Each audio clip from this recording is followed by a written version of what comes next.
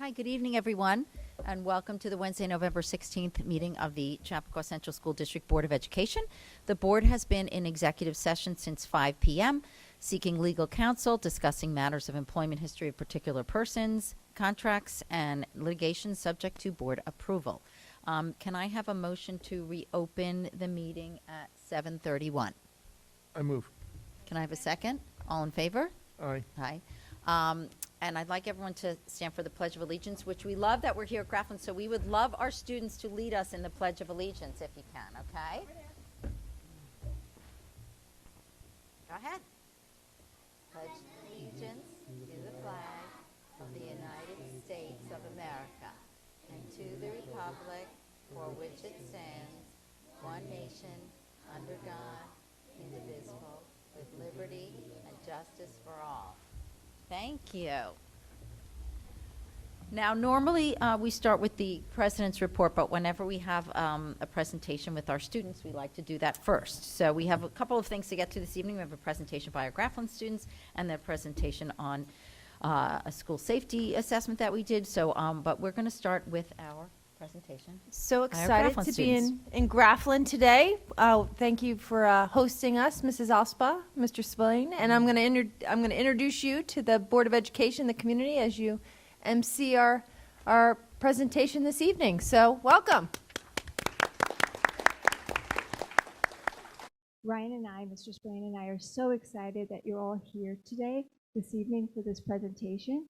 And we're very excited to share the Grafflin Greenhouse program with you today.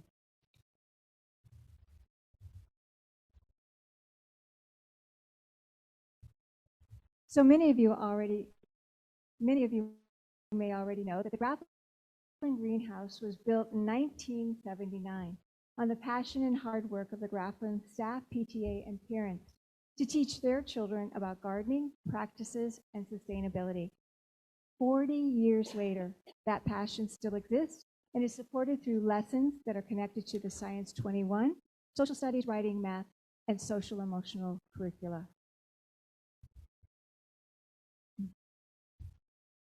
Grafflin's roots run deep in regards to a greenhouse and hydroponics program. The focus of both of these programs were soil versus soilless gardening and sustainable farming.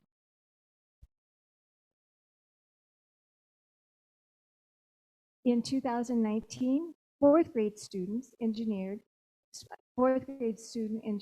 were instrumental in creating greenhouse models and assisting with the CSF grant writing process. That grant led to a greenhouse renovation and the addition of hydroponic systems.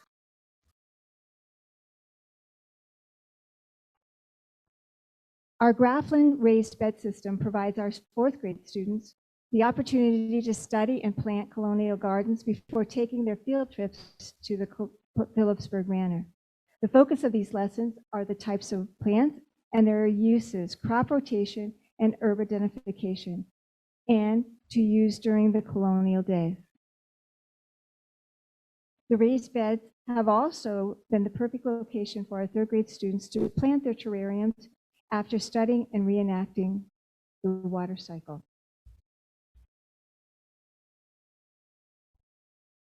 With the help of teachers, support staff, PTA, garden coordinators, and student feedback, furniture was purchased and set up to make a wonderful learning environment. Our work in the garden and greenhouse goes far beyond the sustainability curriculum. Teachers have connected lessons to reading, writing, and social emotional learning to make a wonderful experience for all of our students. Now at this time, we're going to transition to the makerspace.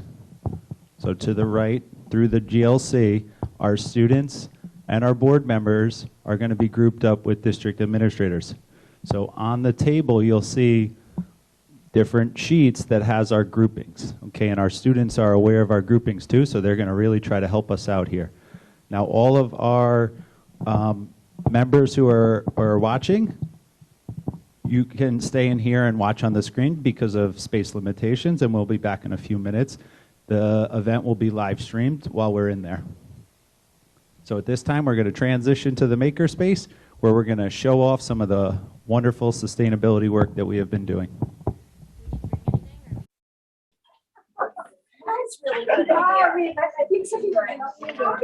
So the board members, you'll find your name on a card. You'll be sitting with our student experts who will be reading through first our hydroponic. Where am I going? I am so excited. Hi, I'm Lori. All right.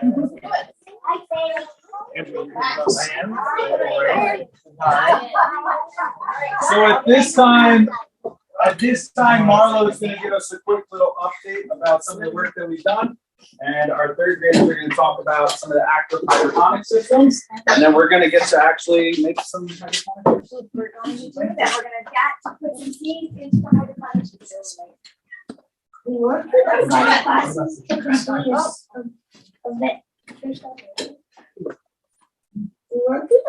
classes to complete a veggie garden scavenger hunt.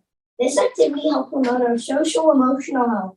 When working in the greenhouse, the gardening curriculum allows us to discover our passion for science and sustainability and develop strong relationships with our classmates in the Grafflin community.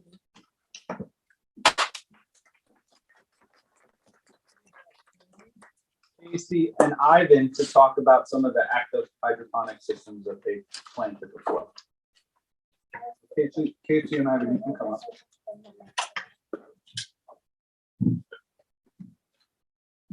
Last year, we learned about active hydroponic system. The active system uses a pump to push the water through the tube. The water keeps recirculating through the tube of the system. The rock will help absorb the water because it is pores and starts to germinate.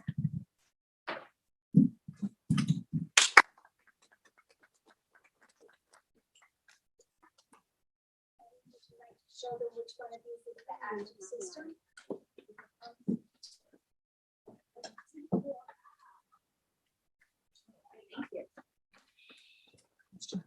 Plant the basil seed into the rock wall. It is important to poke a hole in the rock wall to place the seed inside. Our plants started to sprout in about a week. Then we used book theater to make a journal to document the changes that we noticed every day. These are two examples that we started last year. Ooh.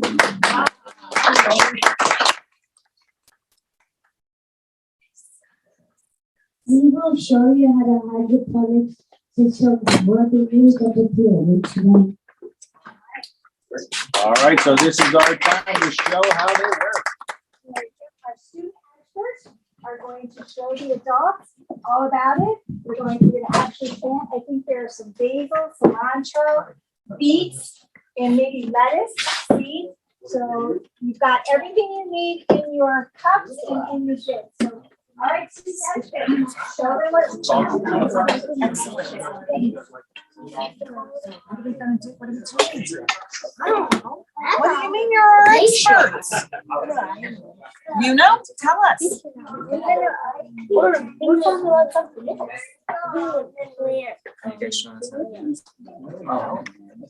Looks like it's cilantro. Easy. Did you take one of these? Squeeze it out. No? Too wet. All right. The whole thing wet? Yes. Okay. Then Here's a whole thing. Yeah. Oh, yeah, I see it. let me go a little bit. Poke the hole. Oh, okay. This is, but not all the way through, right? Yeah. Just like, okay, got it. This one looks really good. Okay. Yes. Hey, how's this? Yes, well done. Can you take Okay, the good. 2 to 3 seed and drop them down? Really good again. Two to three, like just stick them on the finger. Oh, that's the other project? Okay, looks like they might be part of this. Okay. All right. Oh, you know what? Another meeting on that. Nicely done. I bet. Can I seal it?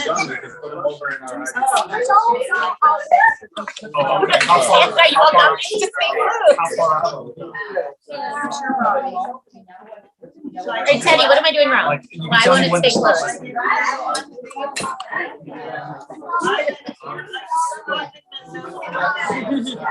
you.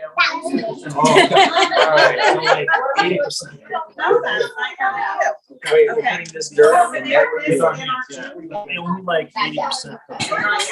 What about this? Guys, yeah, so you know this side. What we do is we put the seeds in the rock and Show us. Great. we got to try Awesome. Which do you like better, beans or cucumbers? What about you, Scott? How many seeds do you like? So do you guys, with your raised bed plant that you work, do you have any animal related problems? Oh, if you give me 3, you won't have any left. Oh, there's a fence.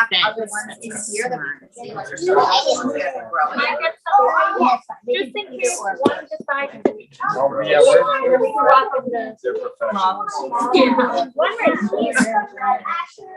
I feel So like can I we teach should you get there? 3 egg, and I'm not feeling so positive. Right. I like a little extra. I like a lunch board. I see. Oh, now I see the little, the toilet paper rolls there. What's in there? Yeah. So now, do you like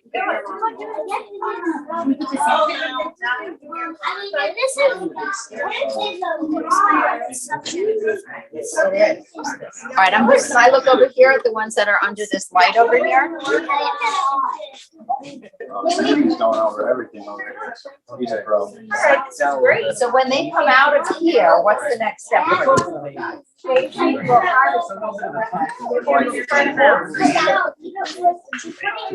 wait, We're putting them in the hole. What is this orange thing? Do you kids know? No, Oh, what? Hard. That's not good. Oh, yeah. The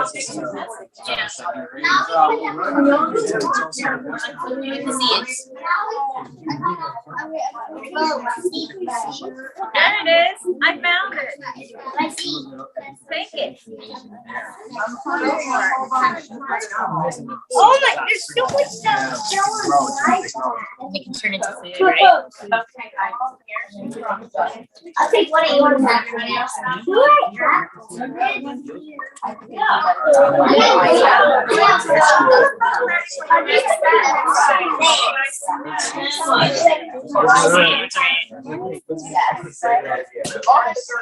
Well, and the children's book, they're always bigger. Oh, yeah. They take up like. But it's cool. Have you guys sometimes plants?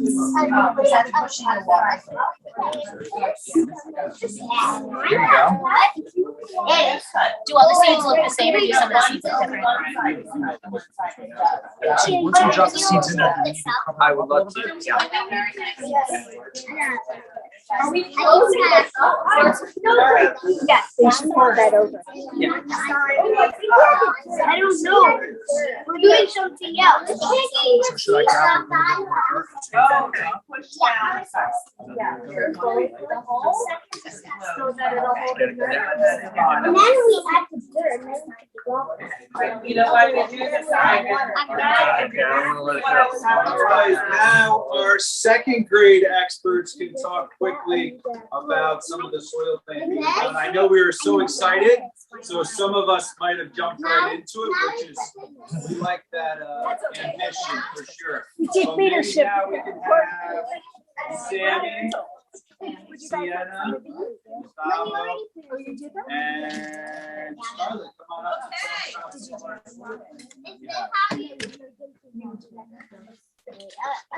Alright, I'm ready to hear about soil. Let's do it. You too, Asher. Am I gonna tell me what you did? You put soil on the bottom? I put soil in there. Next, we want to tell you about an upcycling project that we completed in first grade.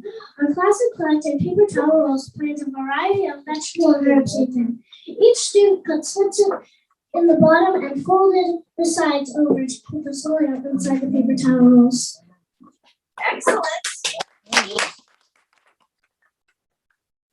Each student filled their paper towel holes with puddles and soil. Next, we made holes in the soil to plant our seeds. Finally, we covered the seed with a little more soil. Excellent. Before we put the rolls over the grow lights, we watered them. Then we covered them with a lid to keep the warm so that they would germinate and start to grow quickly. Nice. Nice job.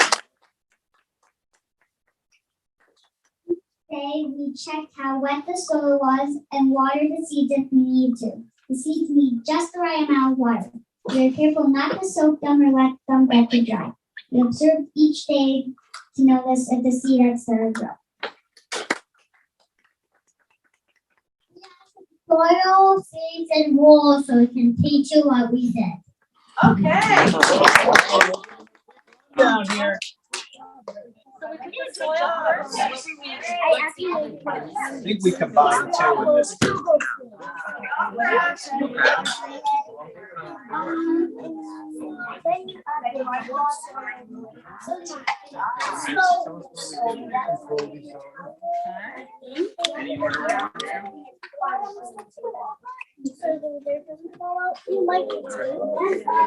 Oh, I see. That's why you split it so like pours it up.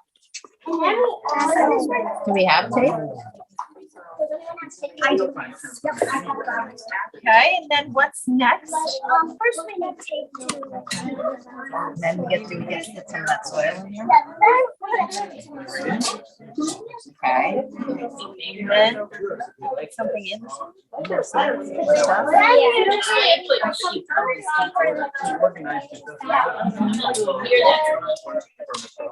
So the same seeds that we did with the water, you know. Uphill, like make it all the way through. Yeah, this is messy. But you plant the same seeds in both. Should I fill the soil? All right, I think I'm ready. Put some seeds in here too. How many? It's about the same. What did we do last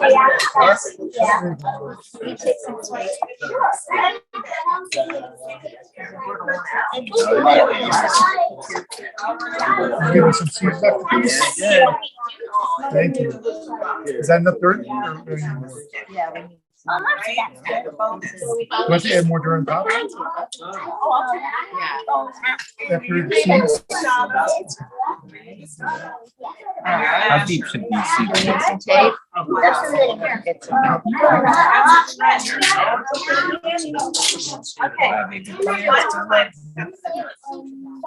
What are you doing with your garden now? No, I'm still harvesting a lot out of it. I'm gonna put tape here if anyone wants. Okay,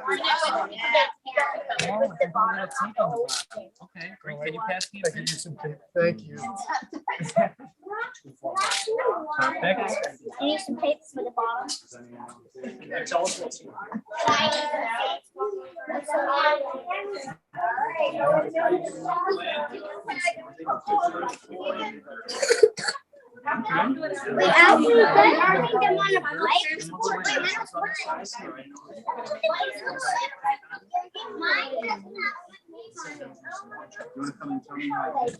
Where's mine? Do we need the cups? Oh, do we need the cups? I will get them, correct?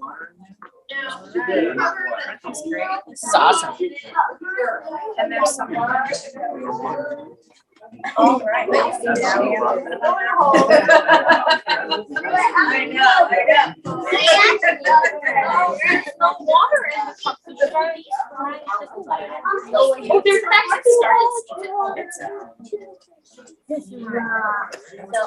The wall doesn't work. This is mine. I think I want to. Yeah, I'll put I want to put my name on it.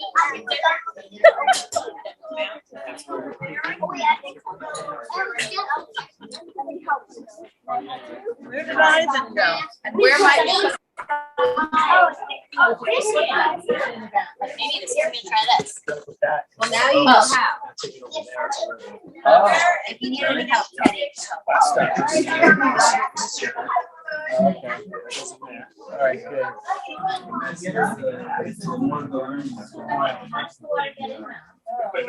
Are you one of those? I didn't bring my little container. So after a quick observation, planting over there, then we'll walk through to observe our veggie garden and we'll walk through the greenhouse. And back to the laboratory. And our students can maybe give a little quick tour or a quick update as we walk through. Everyone, it looks great. There you go. I didn't know. I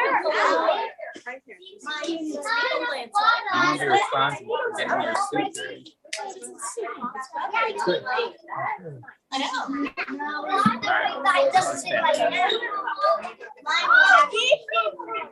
But mine was white. So. All right. This is when I We're going to be eating some cilantro another time. Well, this year. All right. Mine is their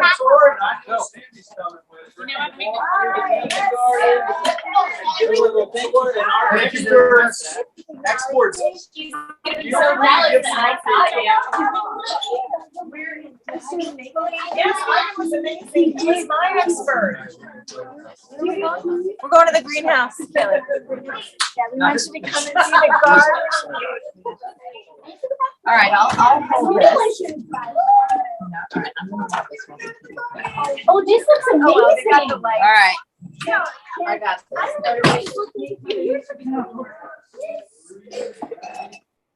Stop. I got it. Oh, Sam, this way. Yo. Sam. Right. I'm gonna put the camera. I jumped and I did this. Oh, in front of the camera, bruh. What's up, bruh? With our own. Show me that. Let's see here.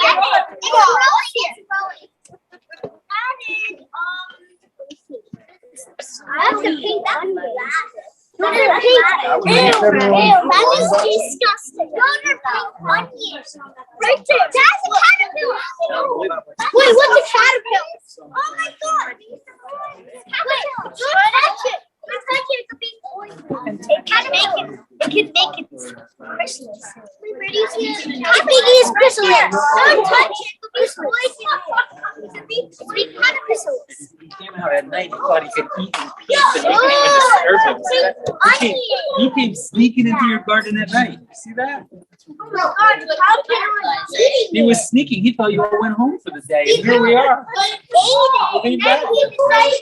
What is he eating? Are those beets? What is he eating? He's eating the beets. Believe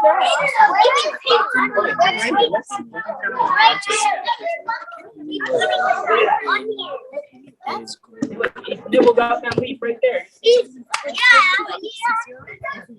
nibbled on this one too. He did? Oh, wait, do you have a bunny? Oh, who did you think? You think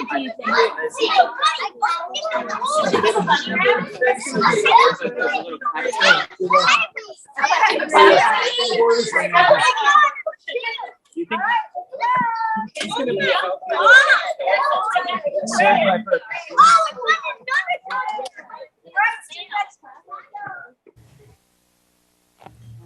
Well, that was just amazing. I mean, I don't know what you saw, but we experienced something fantastic with our Grafflin students. So thank you very much.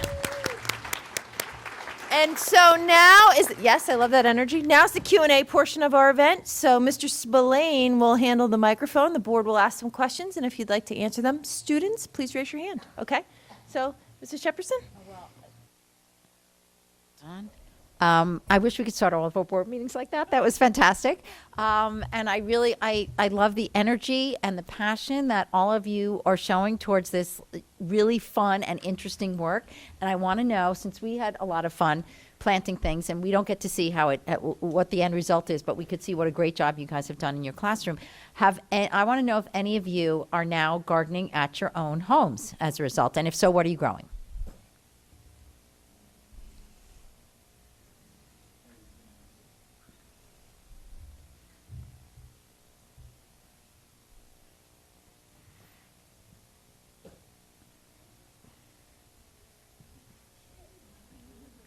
Dead Mike? Okay. Okay, Sorry about that. okay. Teddy's going to answer. We are planting onions. Oh, great. Yay. Yeah. Anyone else? What is anybody else planting? And do they taste really good? Okay, Sammy? Sammy.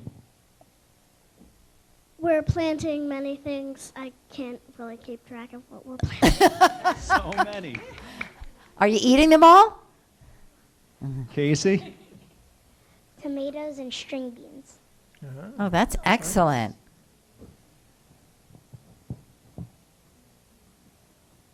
Great. Anybody else? Okay, good. All right, I'll let So- Mr. Messner ask a question. I guess my question would be, out of all the things you're learning, what's your most favorite part? Is it planting? Is it watching it grow? Is it harvesting at the end? Marlo. Planting. You like Yeah. Planting? best? Does anyone have anything other than planting they'd like to share? Yeah, go ahead. Picking them off the harvesting them. Harvesting. Oh, I love that. Watching it grow. Watching it grow.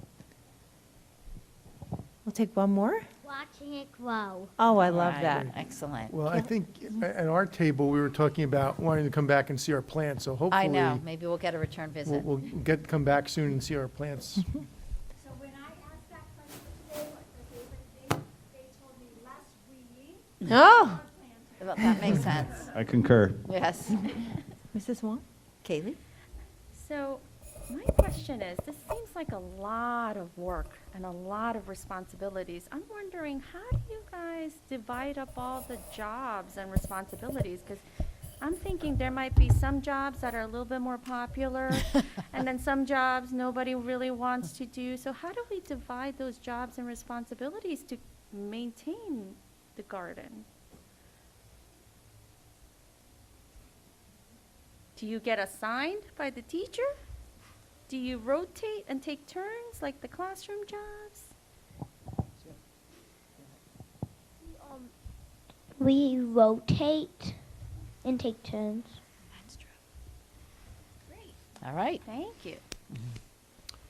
I was really impressed with the people at my table. I learned a lot today. I'm curious if you all had a chance to give some advice to the next kids that are going to get to do this activity. Like, what would you tell them to be ready to make sure they can do as good a job as you did? Know what plants, how what are weeds and how what are plants.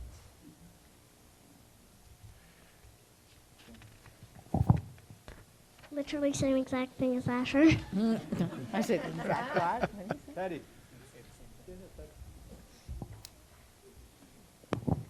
That when we're planting, to put more than one seed in each pot.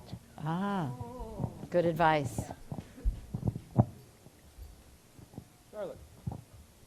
That there are different choices of seeds.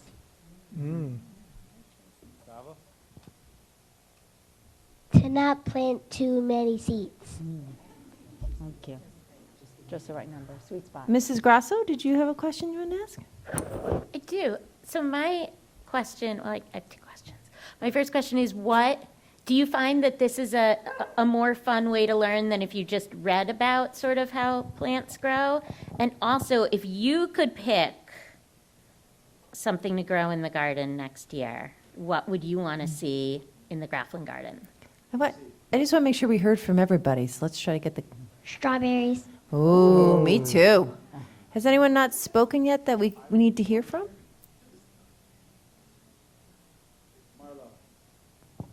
The big fruit, like watermelons and pumpkins. Oh, yeah. I'd grow mangoes and strawberries. Ooh. Making me hungry. Sammy.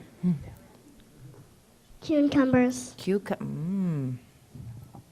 carrots, coconuts, Yeah, let's just hear from everybody. Yeah. oranges, Did we hear from everyone? Nope. I want to know what everyone wants to grow. Onions and garlic. Ooh. apples. All right. Okay.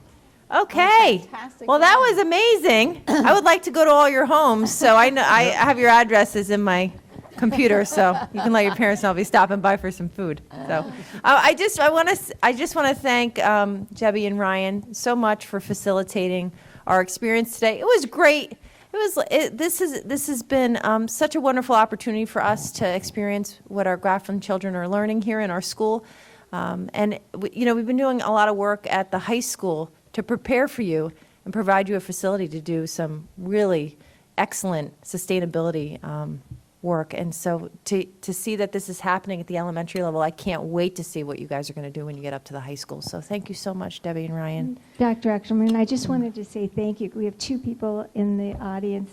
Mrs. Bosco, who has been a PTA garden coordinator for many years, and our newest coordinator is Allison Matthew back there. So thank you. Thank you. With all their efforts, it does help out. So thank you to them. And we'd also like to thank all of our parents. We know it's a Yes. late night, and thank you for allowing your children to be with us this evening. We really appreciate you, and we will take a time out in our work here so you can all head home, because I know that people have to get to bed. So, right? oh, after you come picture. up on stage, we got to get a big Picture. picture of you. So all of And our then you have students to go come up home. on stage with Debbie and Ryan. Okay, you got to go to the Right, you center gotta go to stage. center, right at You guys the. are all up in my space. Over here, Sammy. Up here. Great. I love these kids. They're adorable. Okay. Everyone say cheese on 3. What? I know. Look at the camera. All right, let's give him a big round of applause. Woo! All right, thank you, Grafflin. Thank you. Okay. Okay, We're great. ready. Thank you so Okay. much. We just wanted to give everybody a chance to get their coats and belongings. Thank you so much. That was so fun. And if anyone wants to take a peek out there at some point, it's fabulous. That garden is incredible outside. So we do have another presentation tonight, which is a presentation of our safety audit as well as our safety survey that was sent out to the community. And I want to get to that, but first we'll jump back into the president's report. It has been a bit of a break since we had, yeah, I'm waiting.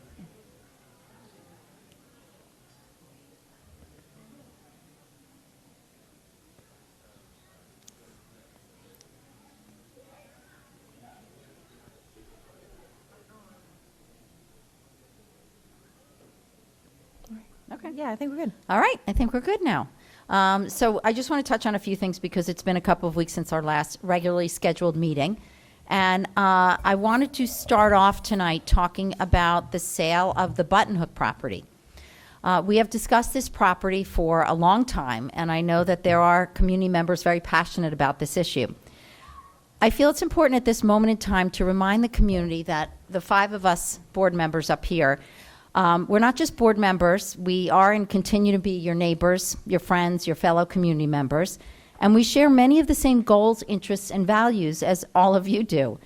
You have elected us to represent you and be your voice on all things and all matters involving the school district, and we take that representation very seriously. So to the extent that there are community members who wish to present all of us as hostile to the efforts of the Friends of Button Hook to purchase this property, and who continue to push out information that we are ignoring this bid or not taking it seriously, and that we have some sort of hidden agenda, I just want to state directly that this is 100% a false narrative. I say this not as in any way to be defensive, but to be informative. We do not expect the community to understand what we can and we can't reveal regarding the sale, or what our fiduciary obligations are with respect to district property, or to know the ins and outs of our jobs as board members. What I would hope, however, is that you would assume that as your representatives and your fellow community members, that we are here to do good and not evil. I don't quite understand how this false narrative started. One might suggest that perhaps this is an effective tool for certain individuals that actually do have an agenda, unlike the five of us. We simply don't have one. We simply are here and have always been here to seriously consider the offers on this property and seriously consider the offer from the Friends of Button Hook. We previously authorized our attorneys to reach out to the Friends of Button Hook to get further financial details surrounding their offer. However, what I can reveal this evening is that we learned yesterday that a lawsuit was filed against the district, claiming that the district is still bound to a prior contract of sale with respect to this property. So let me be clear. We do know that the deadline that the Friends of Button Hook set out in their offer, and we do know when that expires, but in light of this lawsuit, we will be having our attorneys reach out again to the Friends of Button Hook to discuss this latest development. So any individuals who want to continue to sending us letters demanding that we take the bid, or who wish to speak out at public comment and call us names or shame us to take the bid, or who wish to post on Facebook that we're not treating the Friends of Button Hook fairly, you have every right to continue along this path.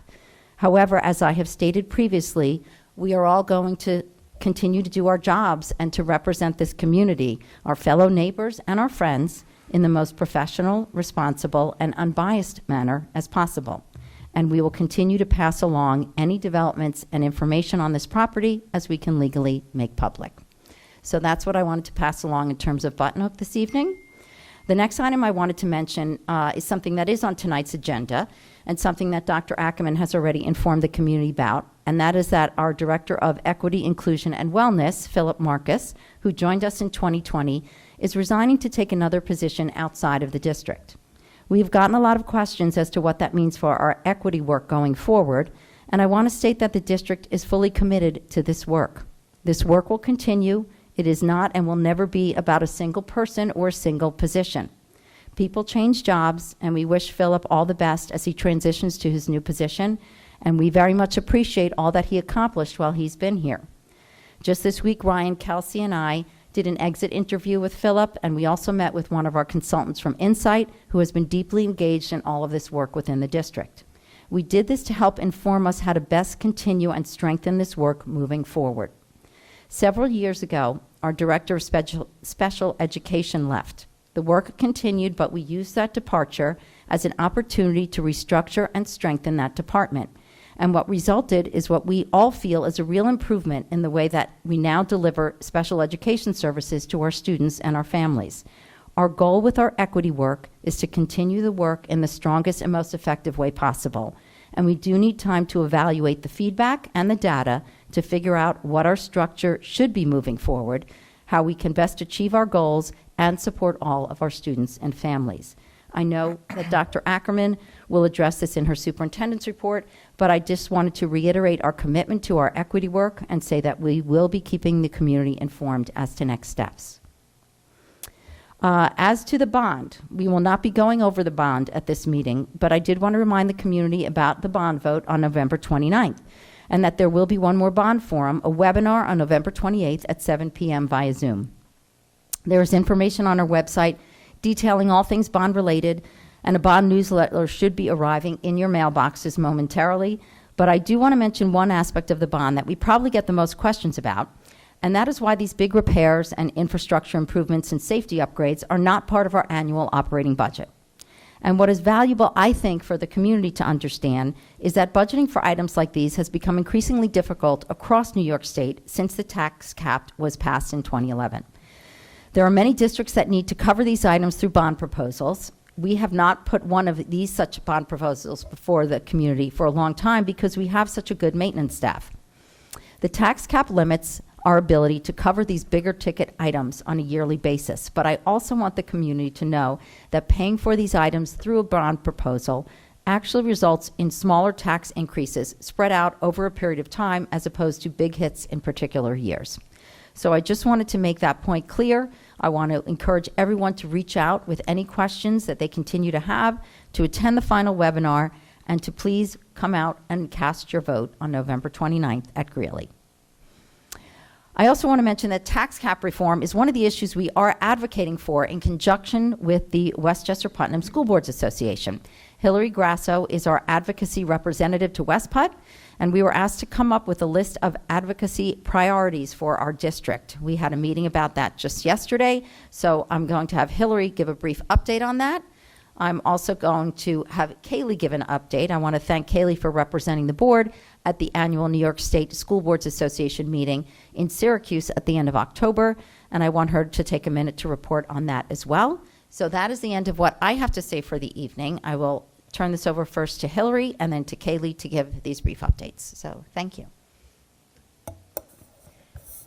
So the advocacy meeting and discussion around initiatives has been twofold. First, I went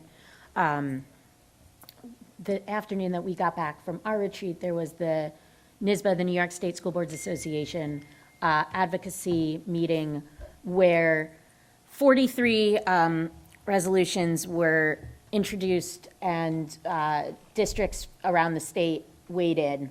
And then after that, West Putt, the Westchester Putnam School Boards Association, looked through a more local group of school districts at what our priorities would be. And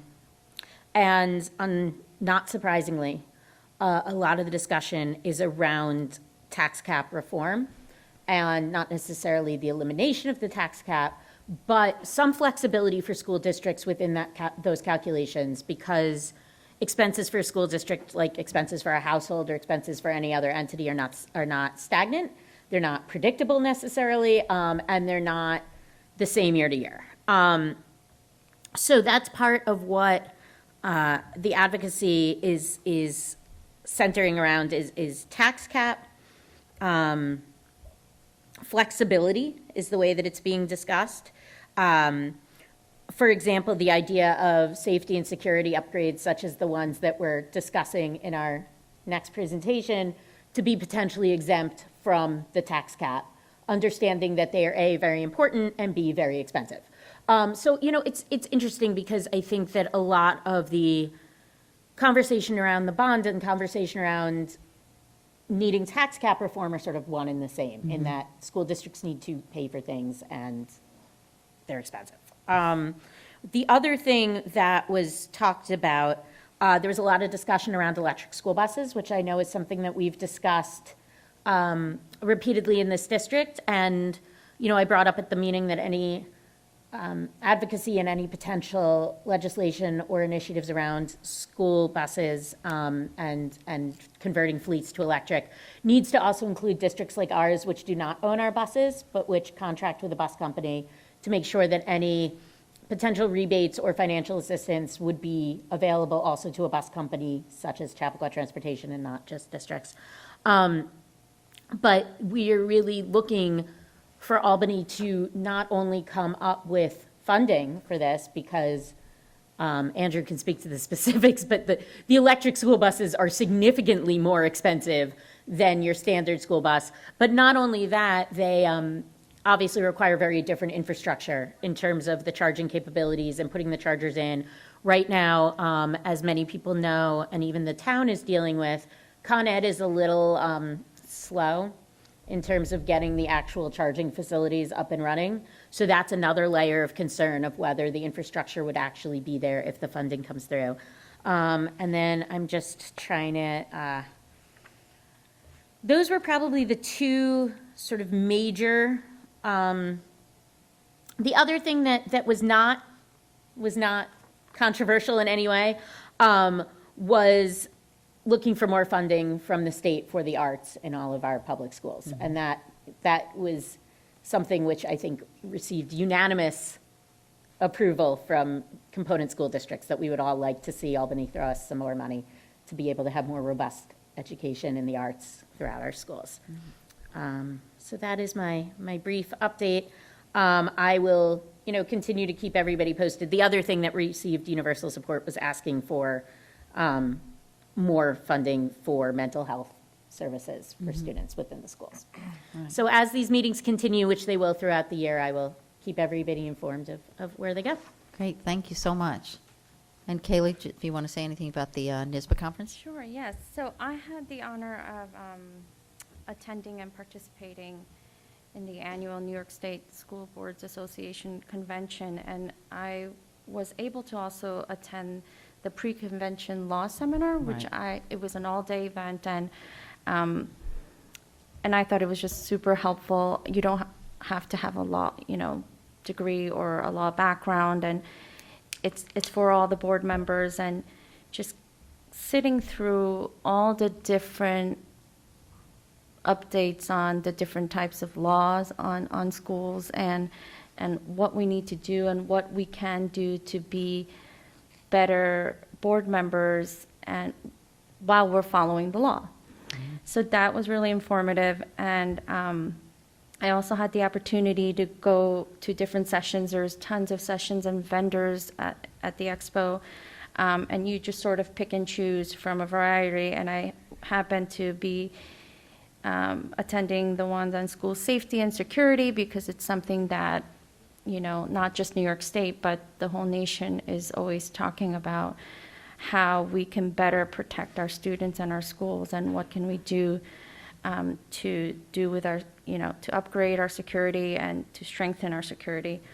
So I had an opportunity to do that, and there was also a session on updates on open meetings law, and that was also, it's dry. It's a little dry, but it's all very important because I think sometimes people are not aware of the fact that there are lots of laws in place that we need to follow as board members, and even while we are conducting our public meetings like tonight. So there was some changes and updates because there were some things where it was a little bit different during COVID times, and now it's sort of, we're kind of coming off of that, time. And so things like, are we allowed to have these meetings with Via Zoom or Zoom, not? right.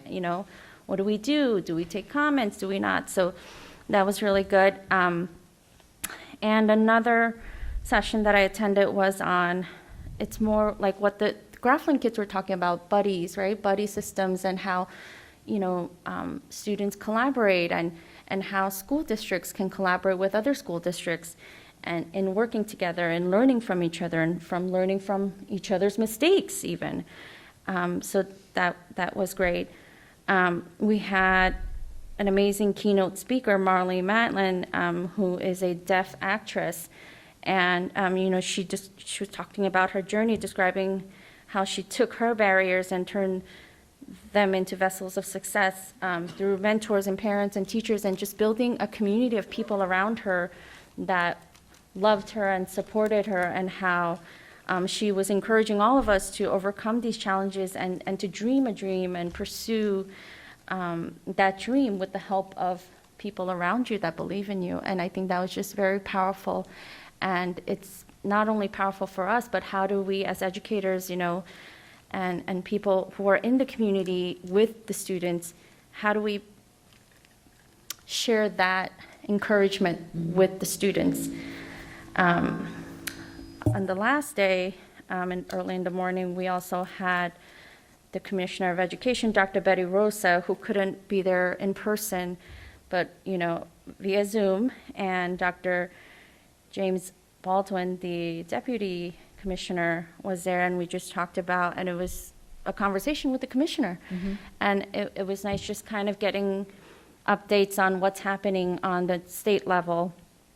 And I think one thing I took away, if I can, over this weekend, I felt like there was a lot of people. It was the first one back in person, and it was a weekend filled with hope, and a lot of collaboration, listening, reflecting, and I was just honored and happy to be part of that. And I think it was nice to meet people in our area, not in our area. You realize how big New York State is and how different we all are, but at the same time, we have a common goal, and it's to serve our students. And it was amazing in that way. So I was very honored to be there to represent us. Thank you. Thank you. We really appreciate you going and bringing it back for us, bringing all that information back. That law seminar is always great, and we're hoping that they change some of these laws so they used to allow you to see it on Zoom even if you couldn't be there, and it's really valuable for all the school board members. So that's something I hope that they improve upon for next year. Before we go over to the superintendent's report, we do have one item under the president's report which allows us to cast a ballot for the Area 10 director to the New York State School Boards Association. So that's item 1.1.1 on the agenda. So can I have a motion for that resolution, which will allow me, on behalf of the board, to cast a ballot for Cheryl Brady to serve as the New York State School Board Association Area 10 Director, effective January 1st, 2023. So can I have a motion for item 1.1.1? Hillary, second? Okay, any questions, comments? All in favor? Aye. Okay, so that, on to the superintendent's report. Thank you. David, can you pull up a community update?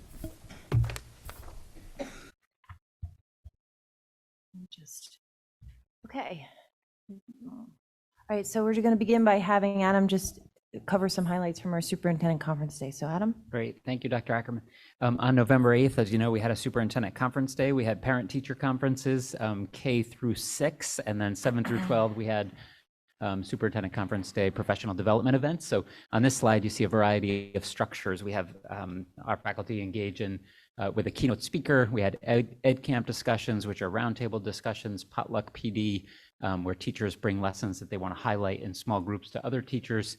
Spark Talks, you can think about them like TED Talks. Symposium sessions are like classroom sessions led by a facilitator. And we also showed a couple of documentaries, and as I said, parent-teacher conferences. So those are the structures that we use to engage our faculty. And then in terms of the different voices that we had represented, we had several student groups represented. We had the Truth Squad, which is a team of Greeley students that comes in and runs professional development for faculty through the lens of students. We had students that are working in our Greeley studio and also Sustainability Club students. We had several experts in the district. We had Fernando is a Harvard University professor. His specialty is global competencies, cultural competency across the globe. And we also had a trainer for Woodcock Johnson to work with our special education teachers that give that assessment. And then the last part there on the right is we had a lot of sharing across departments and grade levels where teachers have the opportunity to share, administrators, professional developers can share best practices. So overall a really energetic day with a lot of people contributing through the day. So the other day we also, hold on, I went the wrong way. We also had our first strategic planning steering committee. So we have a committee made up of community members, staff, administrators, and our full Board of Education. And we are working together to set the next strategic plan for the district for the next 5 years. And so we've begun that process, and the community can anticipate in the future receiving an opportunity to give us feedback through the thought exchange, which is the same process we used in 2017 when we began this process. So I did want to update our families, let them know we've begun. At this point, I want to talk about Philip's departure. Again, I want to reiterate Jane's sentiments of our gratitude towards Philip and wish him well as he moves forward with his career. And I know in the announcement that I sent out in the monthly update, I articulated at the end of it, we'd be looking at this position and gathering some feedback to determine how to best move forward. So I think what that has done is a level of concern started coming in that we wouldn't be focused on our work in the same way now that Philip has left. So I just want to reassure the committee, we're in a very different place today than we were when Philip started. We've been working with Insight. We have a district equity team made up of staff from all different buildings who meets monthly with Insight to help steer our building level work. So we have school-based equity teams, one in each building. You'll see made up of many members of our staff who are focused on moving our equity work forward. So I wanted to also reiterate Jane's comments that this is all of our work. It's not one person's work. And we have good structures in place now to effectively move that work forward. And this is a target area of our strategic plan. So it's a focus of our district level work, and it will continue to be. I also want to share just to highlight, this is our professional development that occurred last week on our Superintendent Conference Day. These are all of our sessions that we offered on equity and social justice. And you'll see there's teachers and administrators offering sessions throughout the day. And this was just our secondary staff and our K-12 elective teachers. And so I just wanted to, again, illustrate for you that the work is well beyond one person. And there are many people committed to moving it forward. Let me keep going here. So our district-wide Unity Day is happening between now and our next business meeting. So I wanted to highlight that. We've been working together with Tanuke Kolpa, who's a professional developer, to make sure that this day continues to happen, because I know that that was a concern that we received. And so, as you know, the board knows from feedback that we received last year and from some data when we analyzed our attendance on our full-day Unity event, that we moved to a 1 p.m. model. And in the summer, we plan forward starting this event at 1 p.m. in all 6 buildings. And so we are having an event in December and in June, and those were specifically picked around National Inclusive Schools Week and the idea that we would have another community unity event to close out our school year. So that's why those dates were selected. Our families gave us feedback last year through the focus group process that they felt like we didn't provide enough notice for when those events were. So we felt like it was important that we placed those on the calendar before the start of the school year. We also found out through our experiences that it was important that we differentiate the experience of our 5-6 students compared to our 7 through 12. So we are moving forward with that model as well. We will continue to have staff and student sessions in the elementary school homerooms and the advisories at the middle school, and then we'll have a separate session for students after the keynote at Greeley. Based on our elementary experience, we know that our teachers and our students responded best to when we used a shared reading to anchor the day. So we plan on doing that in December. We also know that it's important for our families to have access to our keynote, so we'll be providing that as well. And I think it's important at the end of our experience on the 9th that we survey our students and we share that information moving forward, perhaps at the same time that we share the student belonging survey data, because we'll probably be ready at that time to share all of that information, because I think that that's important. I do want to share because on the agenda you'll see contract, at least one contract for one of our keynotes. So hold on a second, I did it again. So the BSU has worked with Yolanda Sealy Ruiz, who's a professor and a well-known speaker, to secure her for the 7 through 12 keynote. And Mrs. Kolpa, Andrew, Jamie, and I met with her today. We're really excited to be able to host her to kick off our event for our upper middle school and high school students. So she will be here, and she has agreed to allow parents to have access to our webinar on site. So we will provide a space for our parents to listen to her. And we also have this amazing opportunity with Dr. Yima. He is going to come to our district to host a session during the Unity Day for all of our high school students, but we will also offer opportunities for him to speak to our middle school students in 8th grade during the morning portion of the day, because he has a experience that we think connects very well to their curriculum. And then he'll also be in our U.S. History classes to speak with our students, because he was in one of those itinerant Japanese camps in World War II. So I want to thank the BSU for being able to secure our keynote, and I want to thank the board for allowing us to be able to support her through our budget. Also, as a part of our inclusive work, can you move me, David? I'm not moving.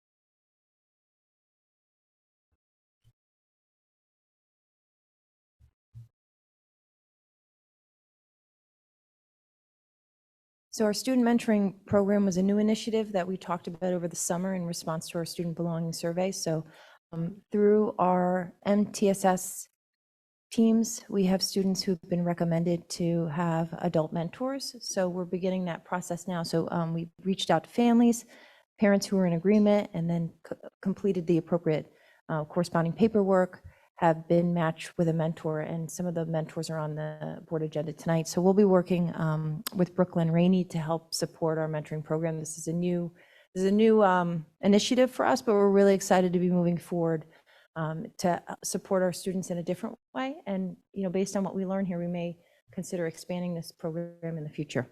And Brooklyn will actually be our facilitating our professional development on January 25th at the board. Will participate in with our full administrative team. David, I think you're just going to have to move me, please.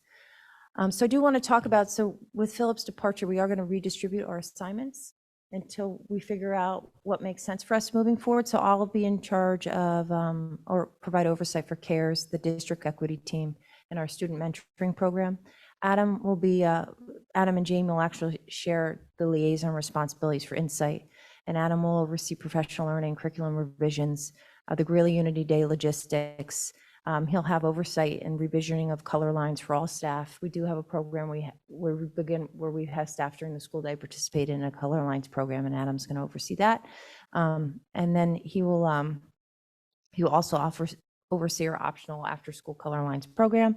Andrew Crasilia is going to oversee recruitment, retention, the district equity team with me, the middle school Unity Days, the middle school-based equity teams, and he'll provide oversight of our faculty affinity groups. And Jamie will be our Insight liaison. She'll be our liaison to the PTA Diversity Committee. She'll also be our liaison for social emotional learning, our elementary Unity Days, and our elementary school-based equity teams. And so then just in terms of planning for the position, if you could move the slide, David. So in terms of the specific position moving forward, we're going to continue to work with Insight, and we're going to look to expand their days on site with us for the spring semester. We're going to gather feedback and reflect on that feedback to plan forward here. And Jane had mentioned there's already been opportunities to interact with Philip and with Insight. Andrew and I have met with a couple of our partners to provide feedback for us, and we need to do that moving forward to figure out how to best support our work here.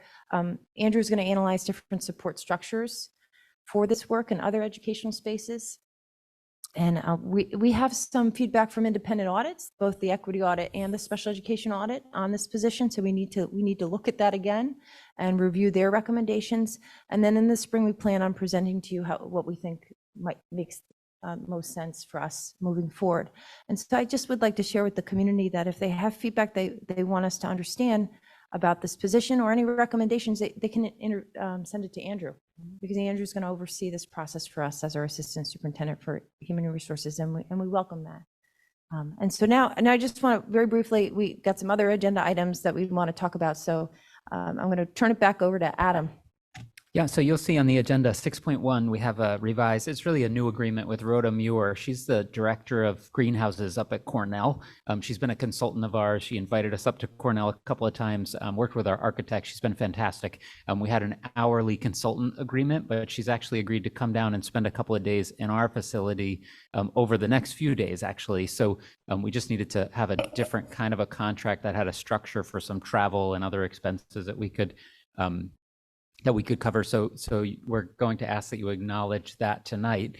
You can see the Greeley Sustainability Research Center is open. We actually had our second graders from Grafflin. You see some pictures there of our second graders went on a field trip. So we had them up, and we actually had our Greeley students work with the second graders, which was really neat to see. It was something we had talked about for a couple of years, but to see it actually in action is really fantastic. And you can see in this picture, you see Dr. Seppi there, our principal, and Kayla Castaneda is a Grafflin teacher, and her second graders there in the facility, and all of the arrows are pointing to all of the systems that support the plants and people that are in there. And what's happening now is we're dialing in those systems, so the heating and venting and cooling and all the automations with all of those systems work together. What's happening right now, and it's typical of a new greenhouse, is the heater will click on and then the vents will open because it starts to warm up too quickly. And so we've got to dial in the sensors a little bit differently and change our temperature set points and our alarms and things like that. And it really takes a pretty like high level of expertise. So that's what Rhoda is going to provide for us. So,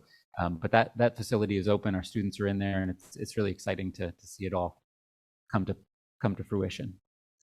All right, I also have 2 grants to share with you. You can see there on the bottom. This is taking the Orchestra on the Road grant. Our music teachers over at Bell have asked that the CSF provide some resources for them to help protect their musical instruments. So when they move them from place to place, so this includes some cases as well as some things, some tuners and rosin and whatnot that you'd find within the case. And so that's really gonna preserve the life of our district-owned instruments to have this equipment. So we thank the CSF for that. And then the second grant, we actually had a grant last year for Building Thinking Classrooms in Mathematics. And there's a new book by the same authors, Building Thinking Classrooms in Science. And so the science teachers have written a grant for some active learning materials, some easels, whiteboards, dry erase markers, things like that. So you'll see that on the agenda as 5.3. And thank you to the CSF for both of those. I do just want to mention Mr. DeBellis is here in the audience, and Mr. DeBellis's project in one of his engineering classes was really part of the inspiration for us building the SRC. It was actually a closet that he had turned into a grow facility. So I just wanted to acknowledge his presence and all his hard work in there. He went to a conference for a couple of days, and I was able to kick off his hydroponics and aquaponics unit and go and teach in his class. So that was really exciting for me. And I hope that when he came back, the kids were ready to go and jump into their unit as they build that equipment. So this is the meeting where I present the quarterly report for hate speech, bias, and discrimination incidents. I do one a quarter, and so you'll see here we had 1 incident of hate speech at the middle school and 1 incident of hate speech at the high school that needed to be addressed by our administration. So I wanted to share with you that CLU is going to be taking place on December 1st, 2nd, and 3rd. And so I will be we've already sent out a district announcement, and so we're excited to have our new drama teacher work with our kids on this production. So hopefully I'm sure it'll be amazing. I just want to reiterate that our last bond presentation is November 28th at 7 p.m. and it's online, and I'll be sending out a robocall to all members in the system the Sunday before, because we have our last webinar on Monday, and then Tuesday is our vote. There's our upcoming meetings up between now and the next meeting, which is November 30th. We have a lot happening in the district, but we also have our Thanksgiving break. So just wanted to take a minute to wish everyone a happy Thanksgiving. And that's the end of the superintendent report. So we're actually going to shift up here so that our security and safety consultant and our surveyor can come up so we can begin our presentation. So thank you. Okay, I'd like to welcome Jennifer from JJNN Consulting Group. This is Jennifer's second time presenting to the Board of Education. We had done a community security survey after the Parkland shooting back in 2018 to help and guide us in some of our decision-making around security-based improvements in the district. And so I want to thank Jennifer for agreeing to come back and work with us to survey our community again. And she's prepared to share those results with the Board of Education tonight. And then we have John from Altaris. He did our on-the-ground security audit of all 6 buildings. He's been here before. He did an audit for us that addressed Greeley specifically, and now we've expanded that audit and asked John and Altaris to look at all 6 of our buildings. I just want to share for the community's understanding, the board has met with John specifically in executive session. There's things that just can't be shared publicly just because of the nature of the recommendations that John has. But at a future meeting, I'll be taking his report and I'll be sharing some adjustments that we're making with the community. But I just, the way that John presents has to be carefully constructed, because we're talking about safety and security in our buildings, and there's certain information that doesn't make sense to share out in a public setting. So we're going to begin with Jennifer. So I've asked Jennifer and John to present for about 10 minutes and then to take questions from the board. So go ahead. Thank you. Yeah, thank you. Thank you for inviting me to come and share the results of the survey. Do I have to turn it on? All right. Is that better? Yeah. So the study was quite robust. Can you?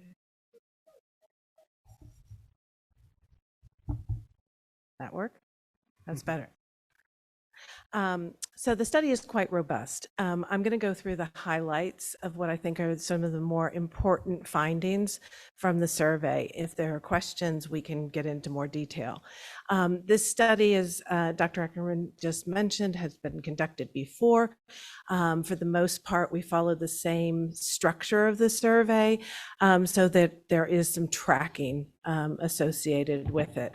I'm sorry, Jennifer. I also should have mentioned that we're going to place Jennifer's survey online for our family. So we'll do that after our meeting tomorrow. And then when we send our November update, we'll push it out in that community update. So I'm sorry, Jennifer, I needed to say that because people are taking notes and I want to make sure they understand they'll have access to this after the meeting. Absolutely. Thanks.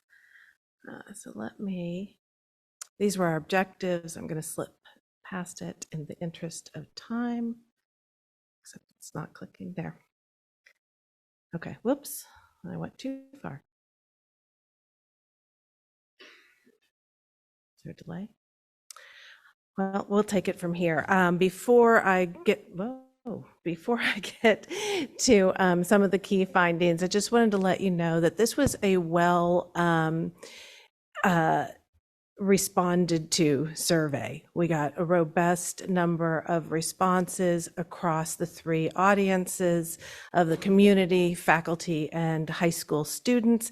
In fact, it was a better response rate than the last survey that we did. So 5 key sort of takeaways from the survey that we think are important. One, school safety is a top priority, probably not surprising to you, up there with academic concerns and excellence. CCSD has given positive ratings on safety. However, there is still some level of feelings of susceptibility, of risk that remain. And there is a sense that more can be done, but mixed reaction on what should be done. So I'll get to some of the details. Oops, that's backwards. There. So on this slide, we're just showing what the actual results were and where school safety was the number one sort of all the initiatives that was most important in terms of school issues.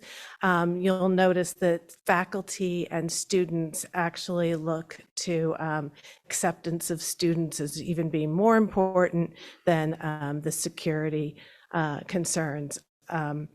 Community is quite high on that topic.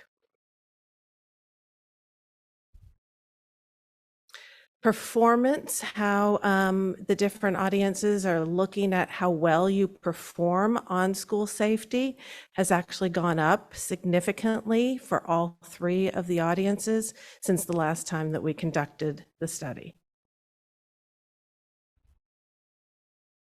There's also pretty strong agreement that people feel safe, whether that is feeling safe that my child is safe in the school or I am safe in the school as it relates to the faculty and staff and students. So broad agreement with that.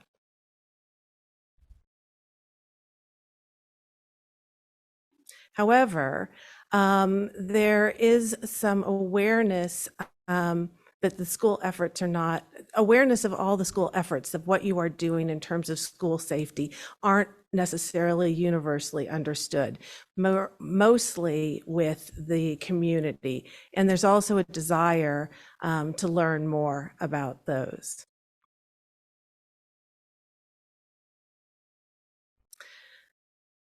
Probably not surprising. Today, the community is most aware of visitor check-ins and single point of entry in the lower schools. These are things that they're probably experiencing, so they're aware of them. And then the Greeley specific measures have a little less awareness among the total audience, but more awareness for those who are in Greeley. And then the point I made earlier around susceptibility is still a threat that remains.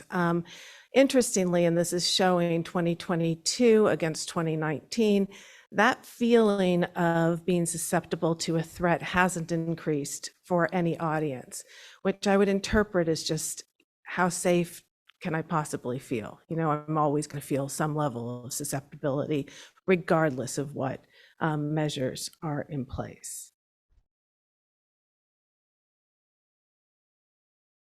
And there's a sense that more can be done, most notably with the community and the faculty and staff.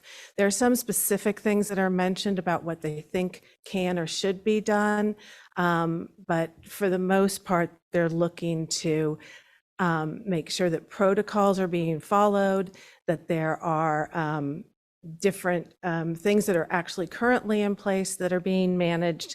And then there are some new ideas around places where they feel that there may be some susceptibility in terms of doors locking and things around mental health, and acknowledging that there could be more support and identification of mental health issues that might impact security. We did ask a question about what they thought was the very most important safety dimension for the school to provide. They're sort of split here on faculty and staff being trained, and then security protocols being in place and being followed. The idea that armed personnel in school buildings, which was something that we wanted to get a good idea about what this level of support was, really only about 1 in 5 in each of these groups said that that was the number one thing that they wanted to see in terms of school safety.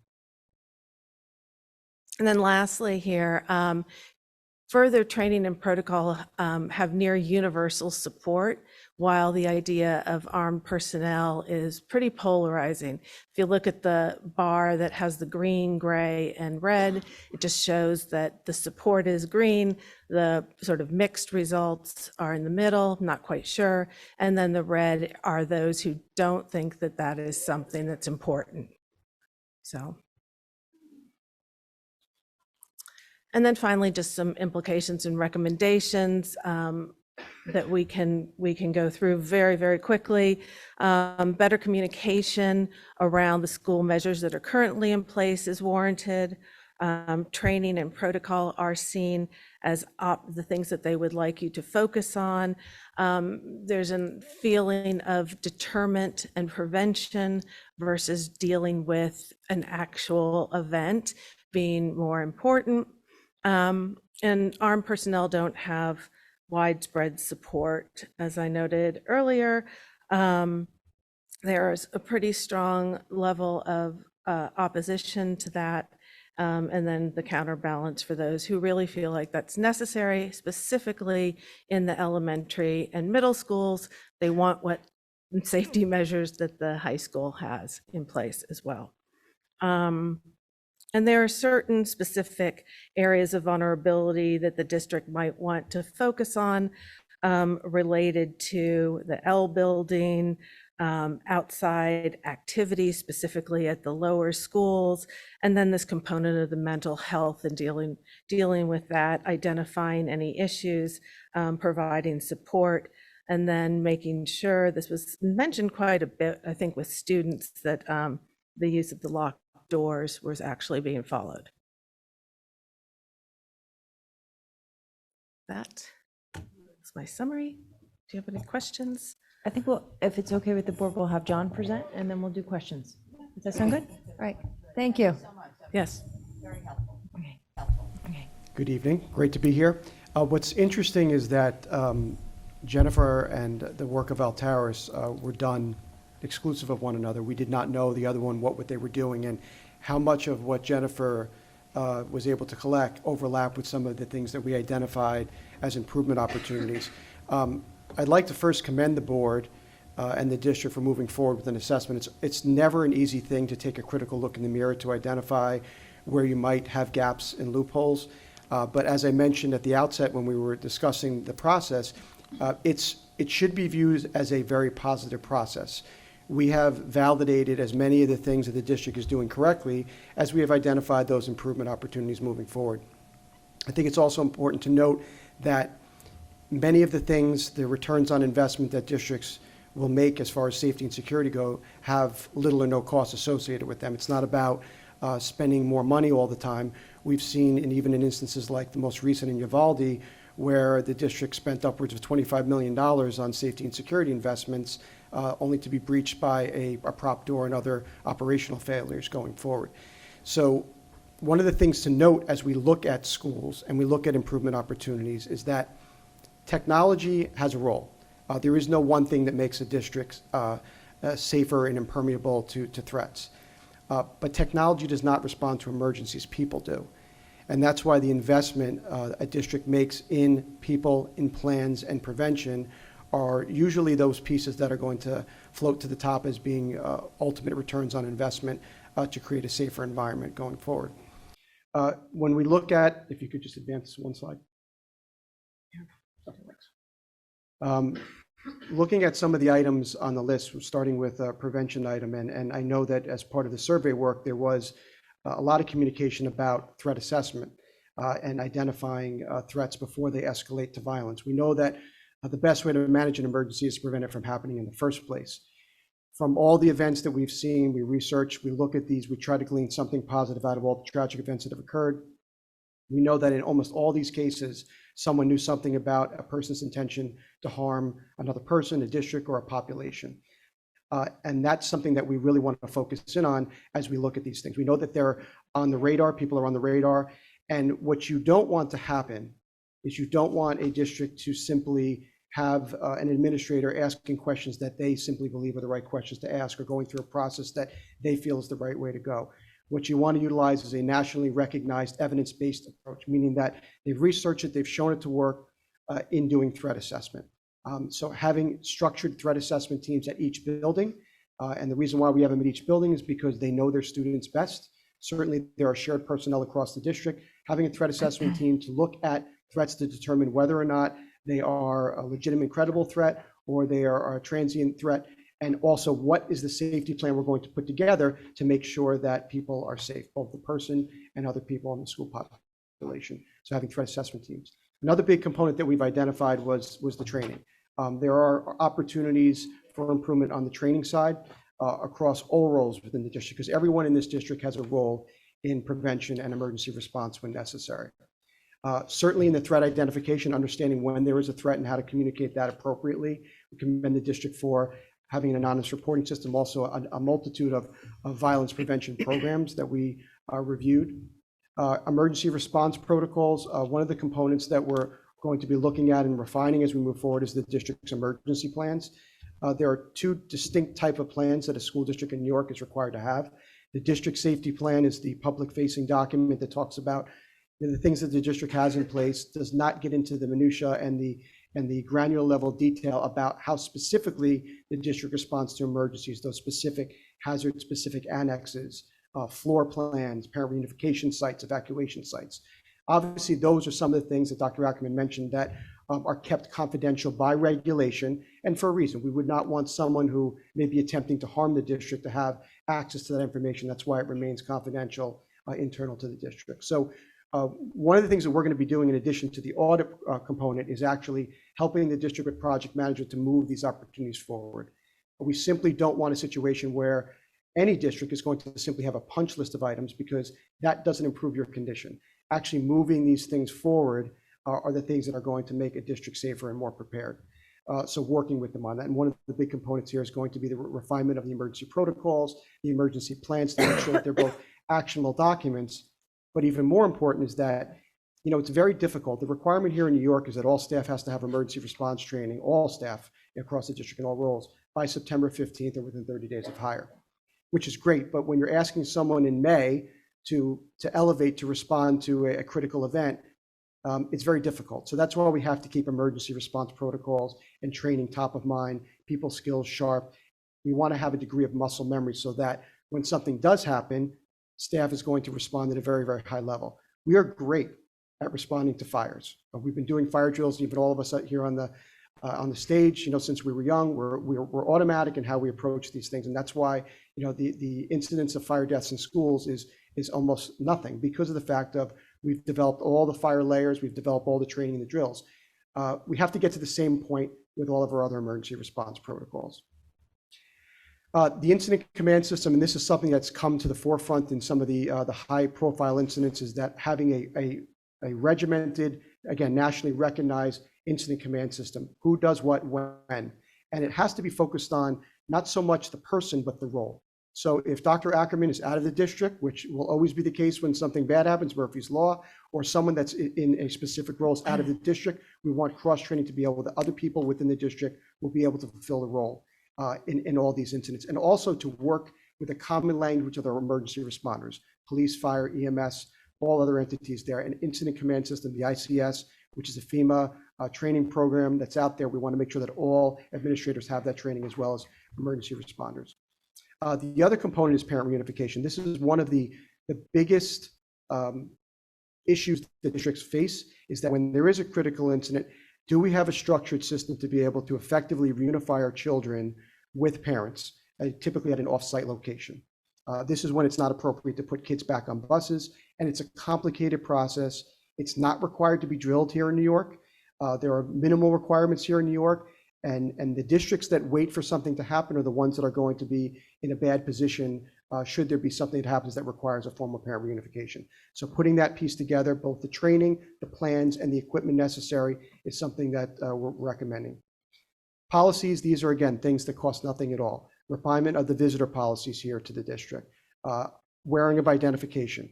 This comes up all the time as far as what's the value in identification. We see all the time that we want to be able to recognize when someone doesn't belong in a building. We want our emergency responders, if they were to respond to our buildings, to be able to identify who might be a staff member, who is a visitor to the building. So credentialing and making sure people and students have identification. And also a situation of, we need to know who is in and out of the building at any given time. One of the first things emergency responders are going to ask if they respond to your buildings is everyone out? We don't want to put people's lives at risk looking for people that are out, legitimately for lunch or moving between buildings because that's what they do. We want to make sure that we have a good procedure in place for that. Can you advance the slide one more? As far as some of the infrastructure pieces there on building and grounds, the district does have some vestibules in place right now. There are some refinements, I should say, that we are going to be recommending as far as how they're utilized, and also on those buildings that don't have vestibules, that we look to make sure that we get them in there. The vestibules are a key component in vetting people before they are allowed access into our buildings. They are not, again, the panacea that creates a safer school environment, but they are another one of those layers that allow us to vet people outside of our building before we allow them into the building. Lock sets are a big piece. So when we look far back to Sandy Hook, one of the critical issues that was identified is that teachers were required to actually enter the hallway to lock the doors in a lockdown situation, and some of them suffered injuries as a result of doing so. So lock set upgrades are key, no pun intended, to make sure that you can actually effectively lock down in your buildings. One of the pieces now that most schools that are doing lock set upgrades are looking at are electronic locks. This allows a granular level control of who has access to rooms at any given time, but when tied into an automated system, doors lock automatically. So that you can leave them in the open position, they lock automatically, and you have a granular level control. But as important is that it disables access to cards of other people. So if someone were walking through the hallways and someone were to get their keys, the key would no longer work on those doors after a finite period of time, so that someone could not get into those rooms if they were to take a key off of a custodian, etc. Safety and security film. This is an item that a lot of companies are leveraging fear. I will tell you that right off the bat. There are a lot of products out there that when something happens in the world, vendors are quick to move into districts to say, if you don't do this, you're not safe. What safety and security film is not bulletproof glass, but what it does is that if someone attempts to break the glass, it takes an awful lot of time and effort to get through the glass to get into a space. That could be a classroom, that could be the building itself. So utilizing safety and security film at key locations gives you time. Time is what you want in a critical incident to allow emergency responders to get to the building to be able to deal with whatever the threat might be. So on strategic locations, whether it's a door, whether it's a window, in strategic locations, you can utilize safety and security film. Not suggesting that every piece of glass in every school building, because that would be cost prohibitive, but there are approaches to doing so. And also at the same time, you can use it to mitigate visible glass, meaning to make sure that some locations are fishbowls. When school buildings were built many years ago, they were not designed for safety and security. They are great warm open environments, but Unfortunately, when it comes to a lockdown situation or other emergency protocols, they're not designed for that. So in some cases, we do have to mitigate some of the excessive visible glass in buildings. And then on the technology side, a lockdown panic system is a system that automates a good part of the process of a lockdown. There are a lot of moving parts that occur when a building has to lock down. As we sit here right now and we see a critical incident or an imminent threat here, how would we notify the rest of this building that they need to lock down or evacuate the building depending on where they are? A lockdown panic system automates this entire process. It plays a PA announcement, it notifies police, it notifies administration, it disables locks, it drops doors. It does all these things automatically so that immediately a building can go into a lockdown and people can get to safe haven quickly. What we're trying to do is remove soft targets from buildings whenever there's an imminent threat. Law enforcement access, on the same vein as far as keeping people out of the building, people that we don't want to keep out of the building are emergency responders. Some districts have gone through the process of giving keys, card keys, hard keys to buildings, which is great. Here in your district, your police department has access, but unfortunately, if there's an event that occurs in this particular district, you're going to get police departments from all over Westchester County and beyond, upwards of 50 agencies, hundreds of police officers. We've seen it before where those other agencies coming in may not be able to get into the building. So providing a system to allow other agencies to get in automatically, and I won't go into the details of it, is another component there because we don't want to slow emergency responders access into the buildings. And then finally, door ajar sensors. So in looking at a Uvalde situation, if you look at any school building, no matter where you go, no matter how much enforcement is involved, there are always doors that either don't close properly, that are propped by staff, students, and the like. And it's very, very difficult to police that, throughout the school day, particularly when you're dealing with open campuses. So door jar sensors give a layer of automation in also in connection with enforcement and administration and all those types of things. Door jar sensors give you that automated level to be able to see the condition of a door to say this door should never open. So if it's a fire egress door open, should never be open, we want to know about it. Some doors we want to look at to say if the door stays open for more than 10 seconds or 15 seconds, we know at this point that we have a prop condition and we need to send someone there to check the door, make sure it's closed. For all the investments you make, whether it's a vestibule, visitor management system, glass, all these things, we can't have open doors in our building. It's as simple as that. Particularly when we enter a protocol like a lockout, which is separate from a lockdown, where we're saying that there might be some elevated threat in the community, police activity in the area. We need to make sure that if something comes onto our campuses, no one is outside and our doors are all locked throughout the day. So we don't want to create those vulnerabilities there. So our door jar sensors give us that particular level of networked access to the doors to understand what the problems are and to work from there. There are a countless number of other things that we have covered as far as validating things that the district is doing a fantastic job with, and we commend you for it, and also other improvement opportunities that we're going to be working with the district on moving forward. Thank you, John. I also want to reiterate, this is a snapshot of like 125-page detailed report on that we have access to, but it's not made public because of the nature of it. And so we'll take very seriously all of the recommendations made by John, and I'll continue to update the board as we move forward on adjustments that we make as we partner with Altaris the rest of the year. But at this point, and I know the board has already been able to interact with both Jennifer and John, but are there any additional questions or anything that you would like to highlight for the community, since this is our public representation of the audit and the security and John, survey? Well, thank you both. They were great presentations. John, you mentioned the safety and security film. Is that an add-on, or do we have to take the glass out and put new glass in? How's that work? So when you're doing new construction, so any new projects, it's part of the glass itself. So you're getting safety and security glass at that point. There's a number of manufacturers that go by different names. For a retrofit, it's actually a layer of film that goes onto the glass. So you're not necessarily removing the glass. And you have to be careful because you don't want to make investments in doors that really should be replaced and putting expensive safety and security film on it. But it's an add-on on top of your existing glass. It gives you the intruder effectiveness, but also can also be tinted so that you can get that glass mitigation as well for concealing spaces for lockdowns. Thank you. Sure. And then we saw the survey results, but can you give us your perspective on armed security versus SRO, and your thoughts on having an SRO in every building? Because I know that's a number of parents have contacted me about that. Sure, so Either. Well, you Or can, both. you They can could both chime in. Sure. Yeah, they could both chime in. I mean, what I would say is that, and we did have some open-ended responses for why people wanted armed guards at the buildings. For the But there's most a part. difference between an armed guard And an SRO, correct? yes. And we didn't spend a lot of time asking about the SRO. We specifically were asking about an armed guard. And I think John can speak to the differences with them and the value of an SRO. It seems to me that the parents of younger children in particular are interested in having an armed guard at the middle schools and at the elementary schools. Primarily, they see it as an extra level of prevention, deterrent, and less about response time. We didn't see a lot about that, but it was more about if there is someone there, it may deter a bad actor, a bad thing from happening.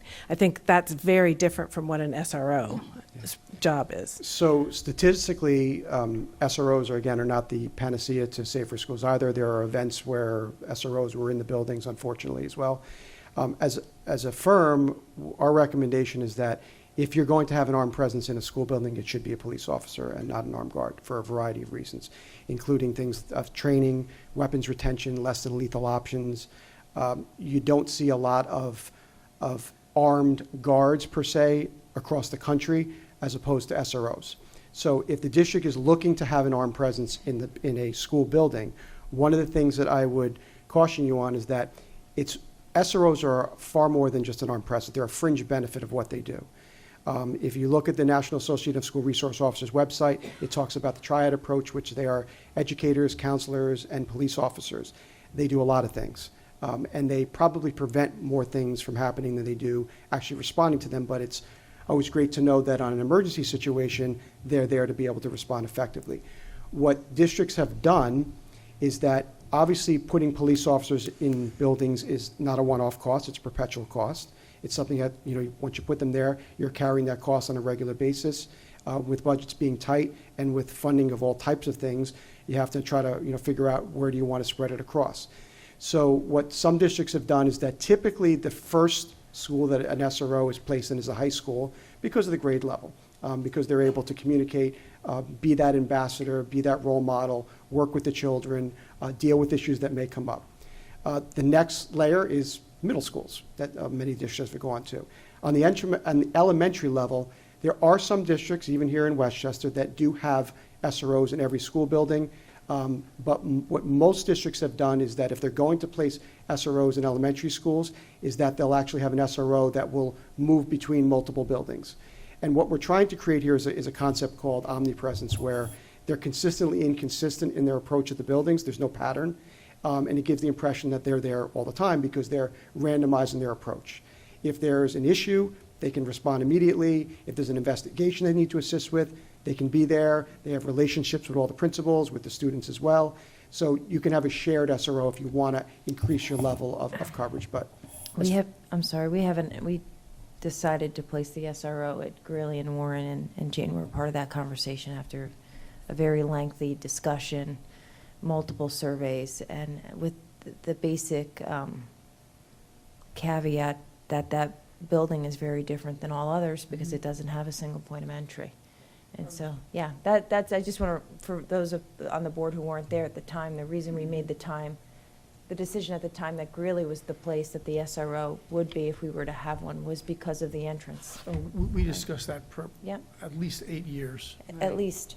And I just want to add that the benefit that we've seen too of having the SRO that we do have, who's wonderful, Michelle, at the high school, is there's a huge element of prevention there because for what you said, the SRO really becomes a counselor. She coaches at the high school. She knows all the students.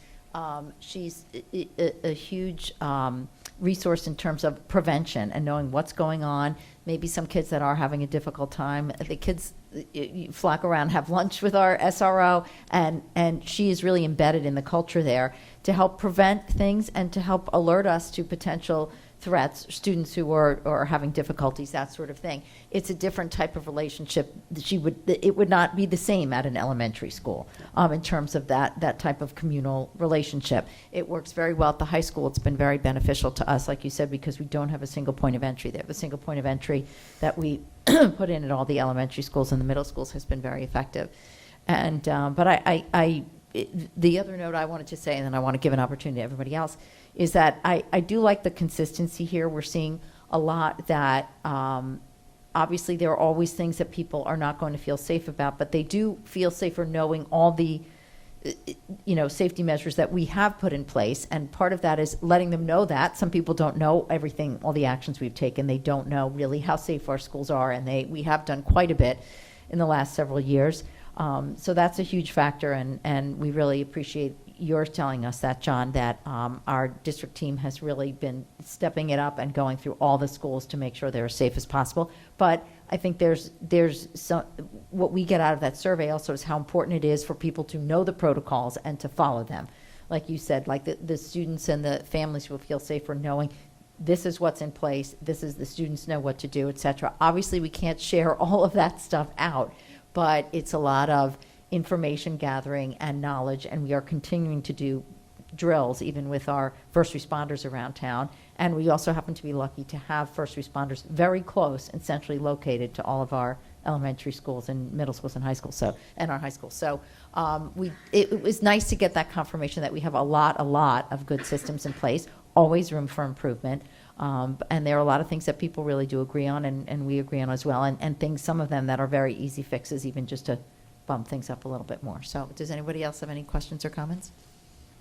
I have two questions, actually. The first one I think is very quick, which is the safety and security film that you mentioned for the glass. Does that still let light through? Like, is that, okay, so I just want to, and then I guess my sort of more complicated question is, one thing you said that really resonated with me was the idea of muscle memory to respond to events and how we have that for fire drills. And I guess what I'm wondering is how can we at all get to that place with these sort of lockdown drills without traumatizing our kids? Because, I think that speaking not only as board member, but as a parent and having spoken to many other parents in our community, obviously we saw from the survey, there's a huge concern around school safety in our community and every community. There's also concern around traumatizing our kids. And I'm curious, sort of how we strike that balance between our kids feeling safe in school and sort of feeling safe generally, that this isn't something that they need to be worried about on a day-to-day basis. Yeah, so we work with districts across the country, and I will say that here in New York, they're a bit more progressive as far as the regulations. So in New York, the districts are required at each individual school to do at least 4 lockdown drills per year. One of the things that some schools, not necessarily here in Chappaqua, but some schools have thought was a good idea was to, hey, we're not going to tell you when it's a drill. You're never going to know if this is the real thing or it's a drill. That's a problem because, and the reason why they do that is because they want people to take it seriously, and that's not the way to go about it. The way to go about it is that you evaluate your drills carefully, you pull people out of the drill, put them in strategic locations, watch for things, what works, what doesn't work, check to make sure that people are doing what they're supposed to be doing, and you address the shortfalls individually in a debriefing there. We don't want anyone to ever think that when they're in a lockdown drill, is this the real thing or is it not? If in fact that there is no indication that it's a drill, we want them to know that this is the real thing and we're not looking to traumatize anyone. So it should be a teachable moment, the lockdown drills, not something designed to scare people, but to develop that muscle memory. We want the same level of proficiency to say, if there's a fire, we know exactly where to go. If we can't go there, we know, and something's blocked, we know where the secondary place to go. When we're outside of the building, we know where to go. How do we take attendance when we're outside the building? We want that same level of muscle memory. What's different in lockdowns is that there's a level of situational awareness where it's not as robotic as a fire. So we talk about, and some people will talk about, hey, is lockdown the appropriate response as opposed to evacuating the building? And the answer is that both are right in some cases, but you have to have situational awareness as far as where the threat might be, Who are you? Where are you in the building at that given time? Where is the threat? So those things have to take place. So while we can give a framework, we're always saying you have to have a backup plan. You have to have a contingency plan. But there should never be a model where we're trying to scare people, scare them straight to say, you must take this seriously. And the only way we can do that is by never telling you when it's a drill. Sure. Ryan, did you have any questions, or Kaylee? I just wanted to offer one public service announcement for community members to, we were talking about the bond earlier, and I know we're not going through the detail, but to just ask people, given what we've heard today, to refer to, the bond referendum, that there are multiple security items in there that will connect to some of what we've heard tonight. So I hope people will take a look at that and address questions to us as needed. So things like replacing the fire alarm system at Greeley, the electronic locks in the K-8 buildings, and of course the single point of entry at Greeley are all elements on there that folks should be taking a look at. That's all. I don't have a question, but I just have a comment, and I just wanted to say thank you to you both, and how, I really appreciate the fact that, when you spoke about evidence-based plans and how we're not just doing things because, oh, the next district over is doing it. These are things that unfortunately we've learned, and, from events that have happened that was tragic, and we know that education and prevention is really the key, and it's not really about having these fancy things, but at the same time, when you talk about SROs and buildings and why we have it at Greeley and not in the other buildings, we're trying to create layers of security, right? It's not just one thing or the other. And, when Hillary brought up the part about, community members, where I'm a mom, we talk about the age appropriateness of these drills and how these drills should be a learning opportunity, right? It's an opportunity to educate the kids on, it's not to be, huddled somewhere, being afraid, imagining what can happen, right? It's not about that, but the age appropriateness of these drills and what are we teaching, right? So we all know, like, kids know, like, stranger danger, don't talk to strangers, right? So it's just a matter of taking these unfortunate, tragic events that are happening nationwide all the time, actually, and what are we saying about it, and how are we saying, what are we going to do to help prevent, really, right? Not respond, but really hopefully prevent and educate in terms of protection, security, and just understanding, right? I think if there's a great sense of understanding, whether you're a third grader or an 11th grader, right? It helps, and I think, I just appreciate that. I appreciate that we're looking at this as an educational, in an educational lens, and it's not just, we need to do this because the world is crazy. I mean, the world is crazy at times, a lot, but we need to do this because we're learning, and we want to prevent, and we want to help, and we want to be educated, we want to understand, so thank you. Right, so I'd just like to thank John and Jennifer for their work with us. I'd like to thank our administrative team who've been in this process with John since the beginning. An audit takes a lot of time and a thorough analysis, so I want to acknowledge that. I think it's important to share that in Jennifer's survey results, there's been improvement in the way that our students and our staff and our community feels we're approaching safety and security. So I want to thank Joe Gramando for taking necessary steps to address some of the concerns that were raised through our process when we went through this the first time. And I just want to reiterate for our community, we're never done evaluating our safety and security procedures and practices, and we'll continue to make necessary adjustments to keep our students safe in our buildings and our staff. And we look forward to our continued partnership and receiving your feedback along the way so we can make sure that we're making the best possible decisions for our community. So thank you both very much. Thank you. Thank you. Thank you. Okay, and that is it for the superintendent's report. Thank you so much. Thank you, John. Thank you, Jennifer. You're welcome. Thank you. Okay, that brings us up to committee reports. We can start. Go ahead, Ryan. The Wellness Committee had its first meeting of the year, so Dr. Corsilia and myself were there. So just quick updates on strong contributors. We had some great students contributing some comments from the mental health wellness club, if I'm understanding their name correctly. People know that this committee is traditionally kind of focused on nutrition, school lunch, items of that sort, and there's some interest in continuing that work and thinking about menu items and setting up tastings and alternatives for students, so I think that'll keep going.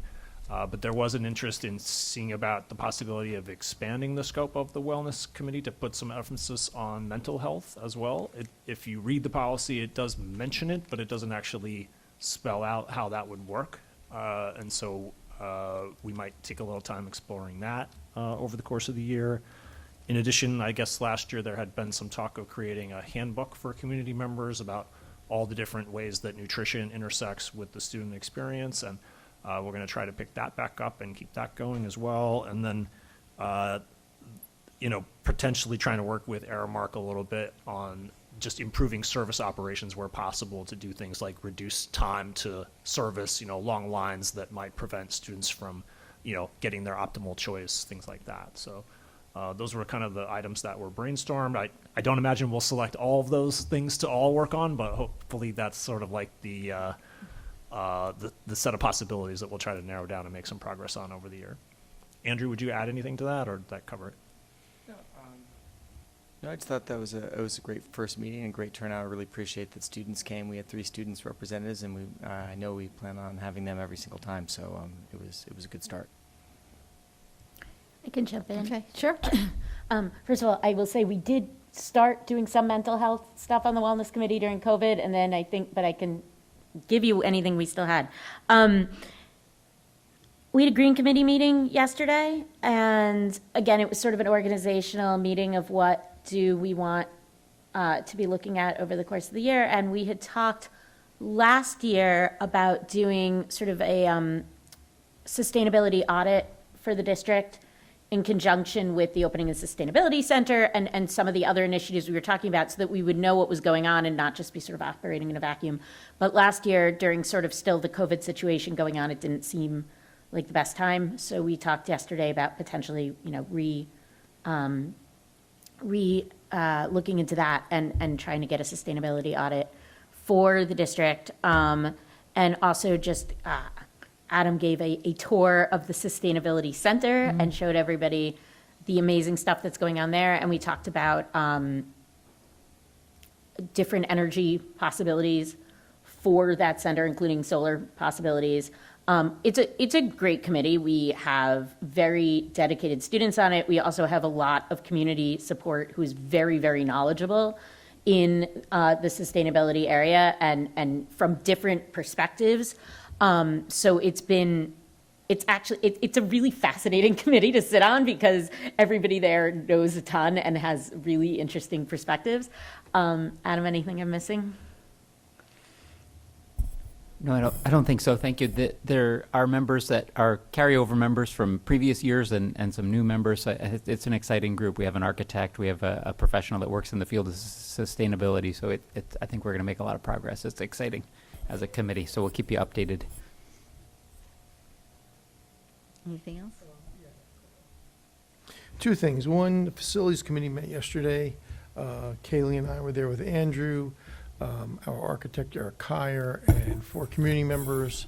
And Andrew did a great job to show them, explain what the committee does, what we're looking for, what we've been doing for a number of years. We discussed each of the different projects that were going on in the building. We discussed the bond. We discussed some of the problem areas, I guess, we should be addressing. And we got some great feedback from the community members. The second thing we did as a board, last week we did our annual board walkthrough of all the buildings. New York State requires the school board to attend or visit every building where students are in attendance. And as we do every year, this was our year to go through that. Normally we try and do it in 2 days. since it was election It day. was a great time to go in while the schools were closed and sort Right. of motor our way through all the buildings. That's good and It bad was because good. it's great to be in the schools when the kids are there and the teachers there. You get to see what's going on.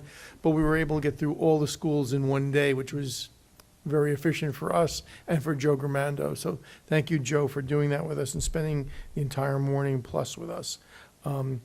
We got a chance to see, again, all the great things that are happening. The facilities are in great shape, no doubt about it. The bond helps us continue that and move things forward.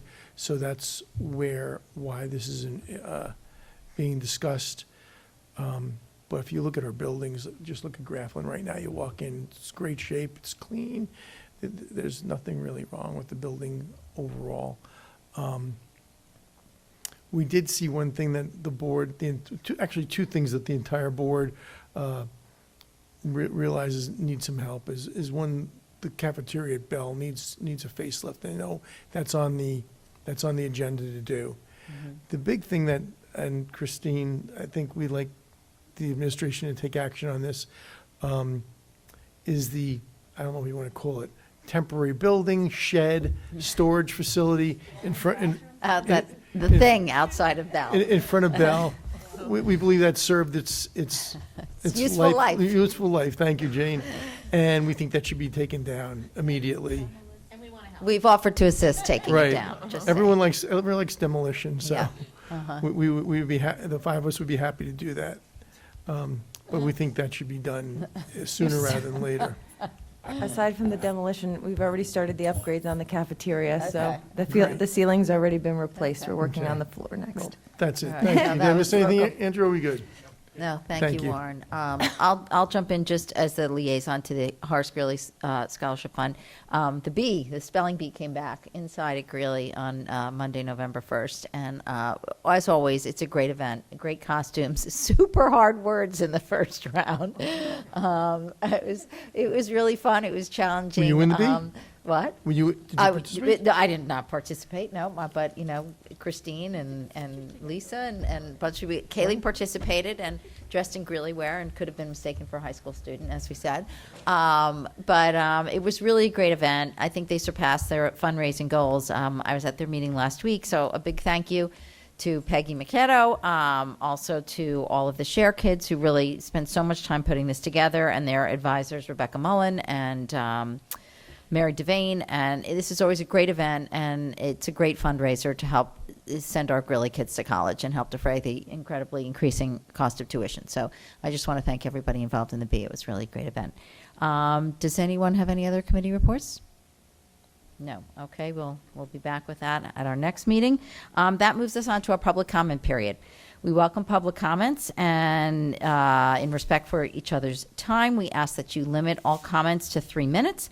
Board members can always be contacted via email or phone, and after the public comment period has completed, the board members may have a discussion among themselves regarding any comments presented. So if anyone has a comment, step up to the mic and just state your name, and we'll have a listen. Hi, this is in reference to the departure of our DEI director. Yes, can you tell us your name, please? Thank you. Yeah, sorry. That's okay, Here we no go. worries. Hi, I'm Miriam Cece. I'm a senior at Horace Greeley and co-president of the BSU. Okay. BSU, which was established in 2018, aims to cultivate a racially diverse and ethnically inclusive learning environment at Greeley. The CCSD is known for its exceptional academic curriculum, extensive extracurricular programs, and its system which creates ambitious, successful young adults. Despite this, the CCSD has struggled to foster an environment where students of all racial backgrounds feel elevated, valued, and safe. This is the exact reason why it's critical for the district to have a director of diversity, equity, and inclusion. When Mr. Marcus first came to Greeley, it was like a breath of fresh air. After years of attending Chapco schools where the issues of kids of color were severely undermined, there was finally someone who could centralize our matters by creating spaces for marginalized students to feel safe, support students of color in leadership positions, teach students of color how to advocate for themselves, train staff on how to appropriately address matters regarding diversity and race, and overall assure kids of color that they're cared for. Before the hiring of our DEI director, attending schools in Chapco felt like a battle. I had to prepare myself for the teachers and students who wanted to touch my hair because a significant part of my identity to them was wild and unruly. I had to memorize what I would say when my peers who claimed to be allies would tell me I'm required to address the kids and teachers using the N-word in school, and unfortunately prepare myself for the administrators who were going to deny my experiences. People told me I was strong and mature for my age, and I had agreed, but deep down it was painful and terrifying to be doing social justice work alone as a 12-year-old. I fear that if we as a community do not continue to actively rally for our kids of color, we will go backwards. We need to let students of color know that they do not need to fight against micro and macroaggressions on the daily, that they won't have to deal with slurs being hurled at them on the bus, and that they are not alone in this fight. We need a trained and supported person of color to help lead us. Now I'll be passing the mic to BSU member Asha.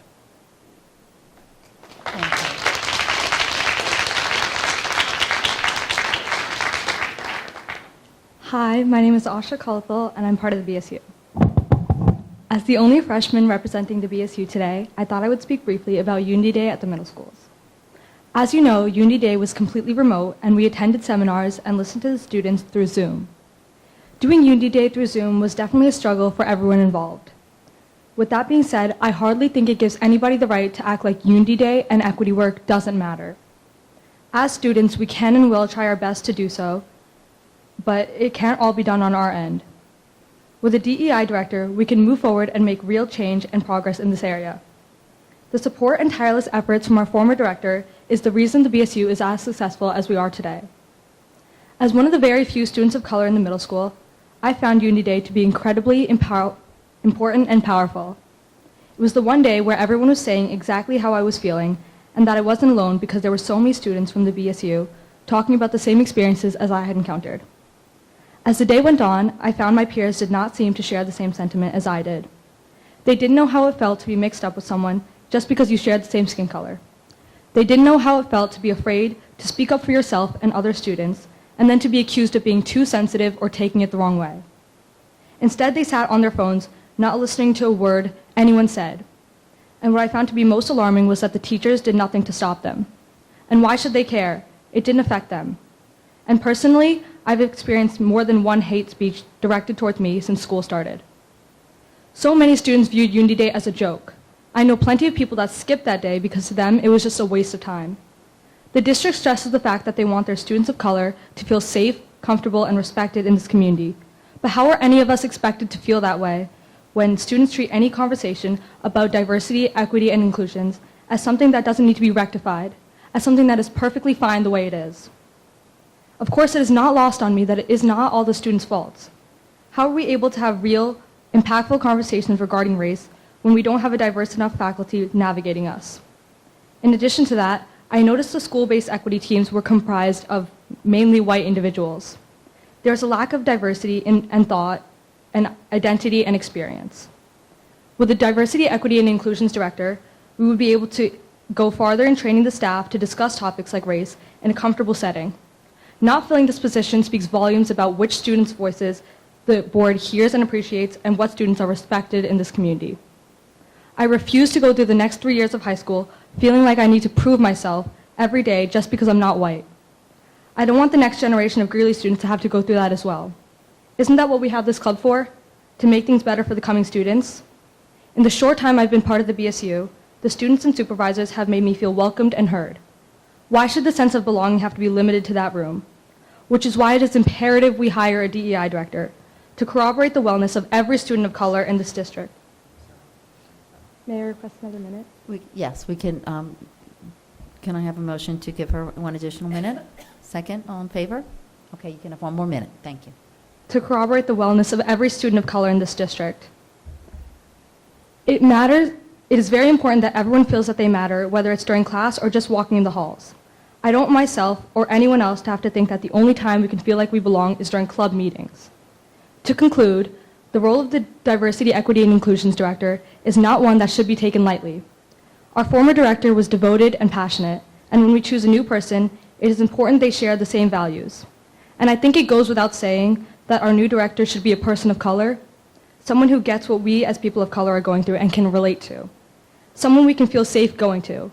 And filling the role of the Diversity, Equity, and Inclusion's director, is a fundamental step we need to take in order for our students of color to finally start to be able to feel safe and included. Thank you.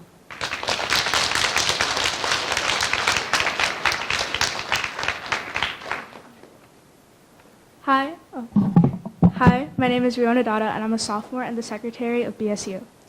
Since the rise of the Black Lives Matter movement back in 2020, I noticed that there was a quick change in the topic shared in class.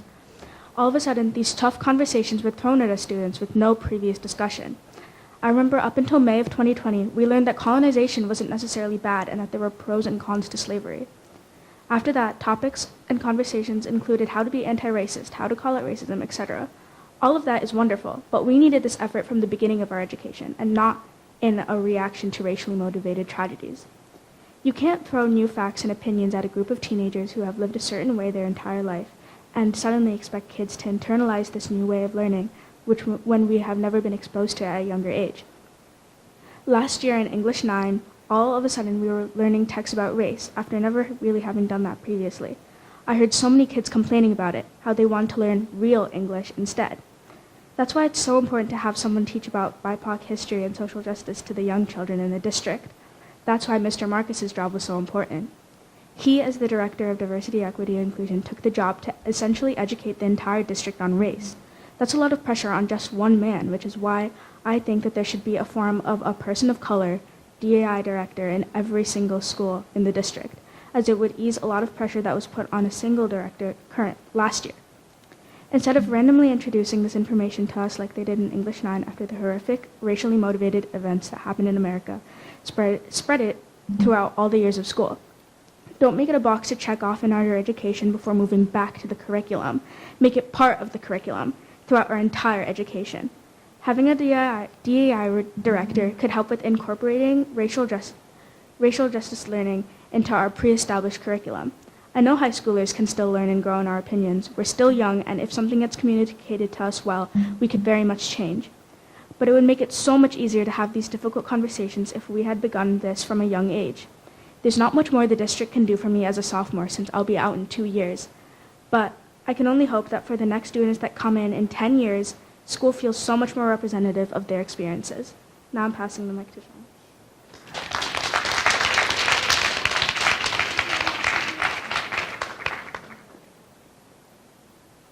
Hi, I'm Shoshana Stein. I'm a current junior in Greeley and a member of BSU. First, I would like to thank the board for opening up this discussion for us all to partake in. Additionally, I would like to take a moment to thank our former DEI director for all his work, and I wish him all the best in his future endeavors. I would now like to address our district's current situation in terms of diversity, equity, and inclusion work, and how to move forward and improve. Very recently, punishments for racist actions have been mild, such as the 2-day in-school suspension given to a student recorded saying a racial slur. And very recently, our Unity Day event being cut down from a full-day event to only 95 minutes. These actions have been disappointing to see as a student in the district, as DEI work has been expanding and getting better, but it now feels as if we are moving backwards. It is so important that we do not lose the momentum we had in increasing DEI work. In order to better the current situations, we need actions to be taken by adults in this district that have real and lasting effects. Students should not be the only ones forced to continuously fight for the right to exist and belong. The first step that can be taken is education. As said by Nelson Mandela, education is the most powerful weapon which you can use to change the world. Students, staff, and administrators should have an ever-growing understanding of these topics. Racism and hate don't end when our textbooks close. Real-life applications need to be made, and uncomfortable conversations need to be had. Be uncomfortable with the discomfort. This is the only way to successfully improve, and honest and open discussions, respect, and empathy are necessary for this to occur. And most importantly, on this education, it should not be starting during 95-day Unity Day presentations. It needs to start from early education. Being a high schooler that has worked with young children for years, I've seen how kind, intelligent, and good-natured children can be. They are fully capable of understanding right from wrong and hate from acceptance. If kids are sheltered from such important matters for so many years, the only outcome will be ignorance, and nothing good ever comes from that. Another crucial factor is expansion. Having a DEI director is so important for our high school, but also for every CCSD school. All students deserve to feel safe, accepted, and heard in their educational environment, no matter their age group, and the role of a DEI director helps to accomplish just that. A DEI director can support students who do not feel like their environment does this, and foster, not control, spaces for learning and understanding. Please do not minimize the importance of inclusion and diversity in our schools. This is such crucial work, and the removal of the position of a DEI director will ultimately benefit nobody. There is so much potential for CCSD to grow from here and make lasting changes in DEI work in the interest of all students. Let our words tonight not be taken as hostile and combative, but as a call to take the steps necessary in order to create an environment where every single student feels they have the right to belong and exist as they are.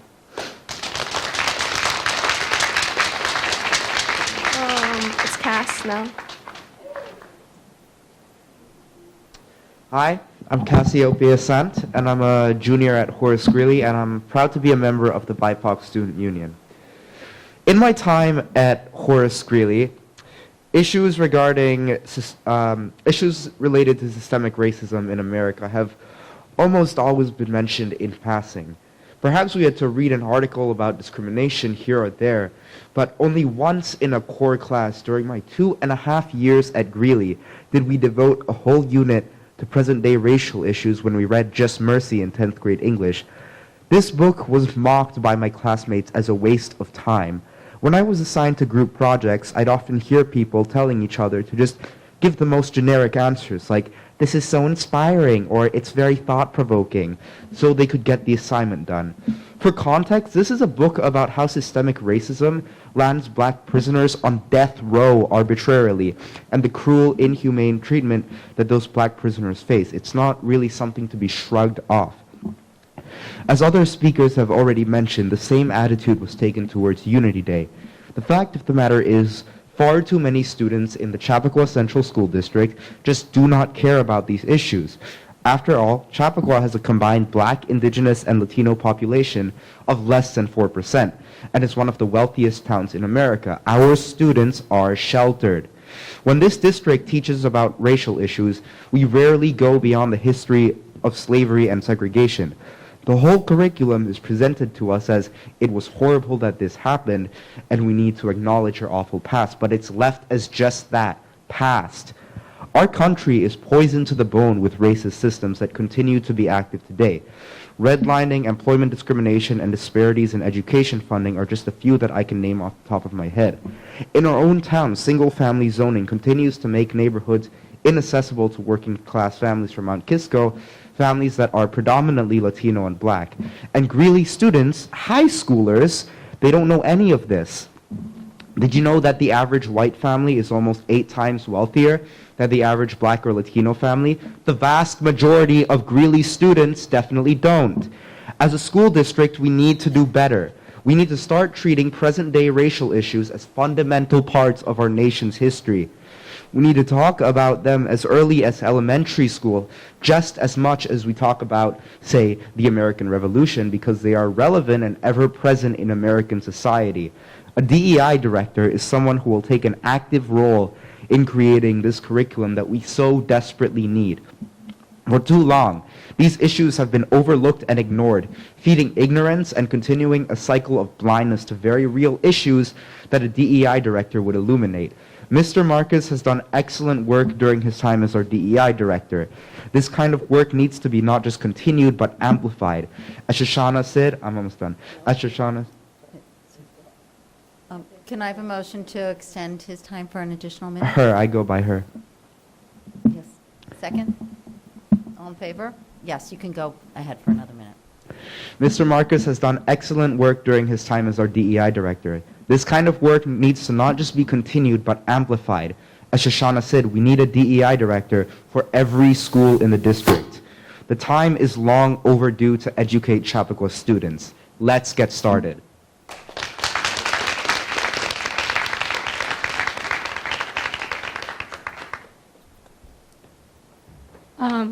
Hello, my name is Pia, and I'm a senior and a member of BSU. Before I say anything else, I want to talk about Mr. Marcus and how important he's been to my learning at Greeley. I could not be more grateful for his work here. Mr. Marcus doesn't let us sit in silence.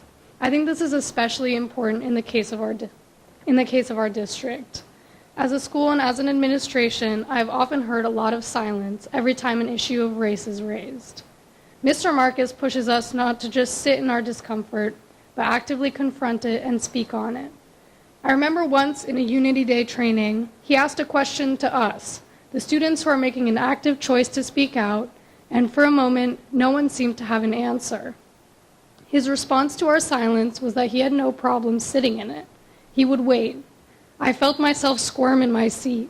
I realized, especially in that moment, that discomfort is what moves us. It's what made us all talk, and it's what made us all learn, too. I'm speaking here today because not only do I feel discomfort, I feel a bit of fear. I'm leaving this year, and I won't see what happens next. I'm leaving these younger students who I love with whatever comes next. What I need the administration to understand is that not only is the role of the DEI essential, it needs support. I don't know who the next DEI will be, or frankly if there will even be one, but there needs to be more support all around for the individual in this position. This is not only a matter of having someone in the position of the DEI. The whole school and administration needs to support and create a sustainable foundation for the marginalized individuals in this community, for both the students and the faculty. This year, I'm taking a new class called Racism, Classism, and Sexism. I was thrilled to have this option, and for the first half of the quarter, it was truly my favorite class. I had my first queer teacher of color in that class. I felt safe sharing my experience as a queer kid in that class. Then there was an issue, and they took a leave of absence. It was a bit of an ultimate lose-lose situation. There was no one to replace them. There was not one other teacher of color who would be able to fill their role in that position. While I'm beyond grateful for the teachers I do have and for the work they're doing, the class is simply lacking without that representation. A class on racism, sexism, and classism cannot be fulfilled without a diverse body of educators. A diverse student body cannot be supported without a diverse body of educators either. In that same week, Mr. Marcus resigned. It feels a bit as though the glimpse of representation that this school was getting is melting in my hands. I urge you all to hire and support the people who can make a difference and who can support students like us. I cannot explain to you how valuable it is to see yourself reflected in an educator, to be pushed by an educator, and to be challenged in your beliefs. I hope all of our talking makes you squirm, and I hope it moves you all to action. Thank you.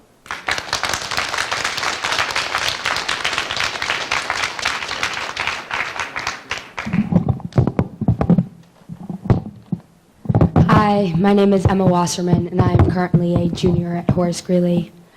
I would like to take a moment to discuss how the stated priorities and values of the Greeley community and the Chappaqua community are fairly inconsistent with the behaviors that are currently being demonstrated. Not only does this harm the individuals within the community, but it eradicates some trust within the district leadership from those members. Unity Days, for instance, which have been mentioned multiple times within this meeting, are events within the schools designed to diversify perspective, improve an inclusive environment, and incite meaningful reflection. The Greeley Student BIPOC Union and limited supporting faculty work extremely hard to execute these programs, consisting of guest speakers and dozens of trained student-led workshops. I don't remember how many times my peers have told me that they would much rather, if we're being excused from learning, use the time to catch up on homework because it's more important to them, or they're so annoyed or upset that they have to sit through another breakout room about how to limit biases, that because they have a test next week instead.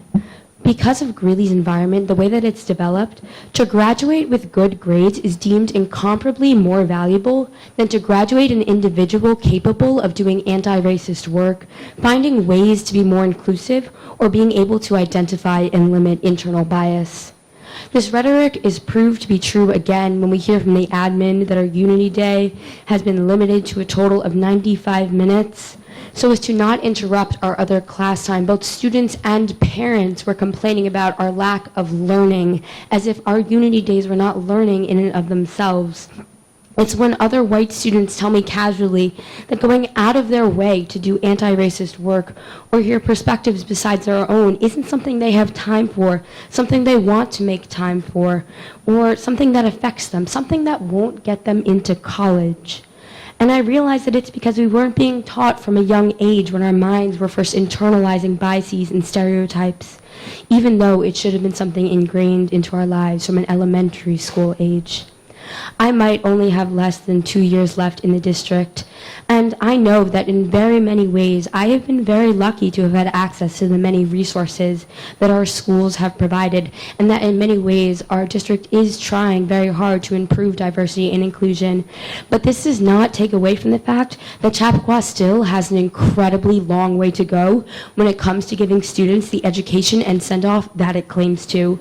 It seems that far too high a number are leaving as individuals who view diversity, equity, and inclusivity as nothing more than a box to check due to the way that these principles are demonstrated throughout their careers as CCSD students.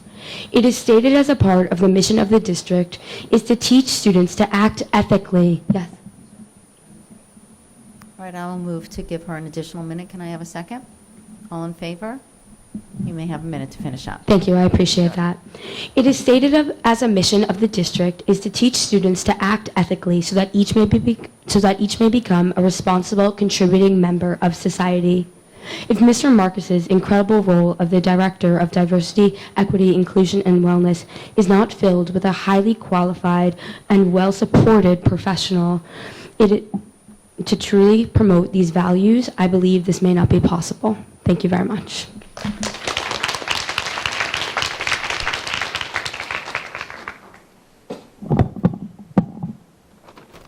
Hi, my name is Lily Brown. I'm a current sophomore at Horace Greeley, and I'm part of the BSU.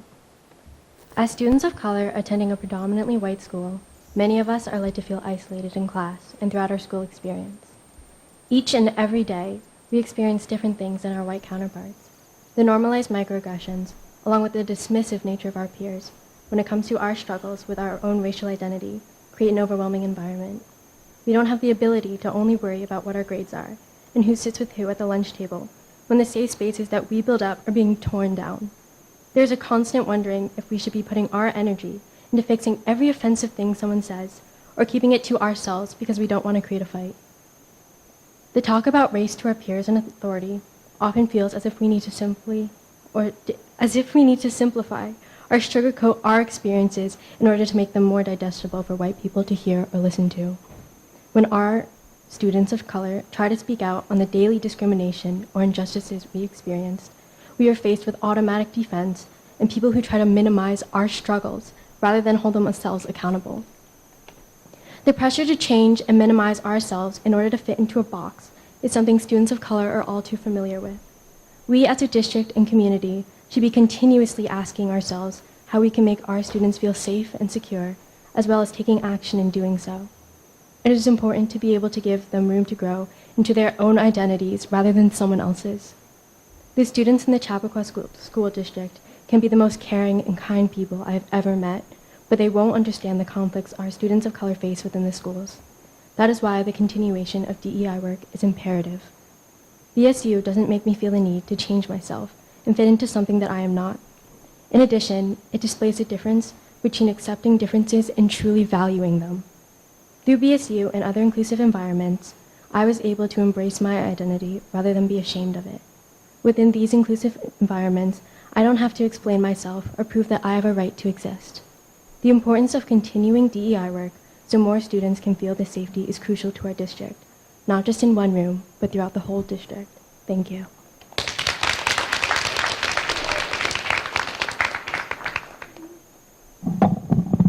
I'm Ava Herman. I'm a sophomore, and I'm the vice president of BSU. I've been a student at this district for about 6 years now. Within these 6 years, I've learned a lot about my identity and my experience in a predominantly white space.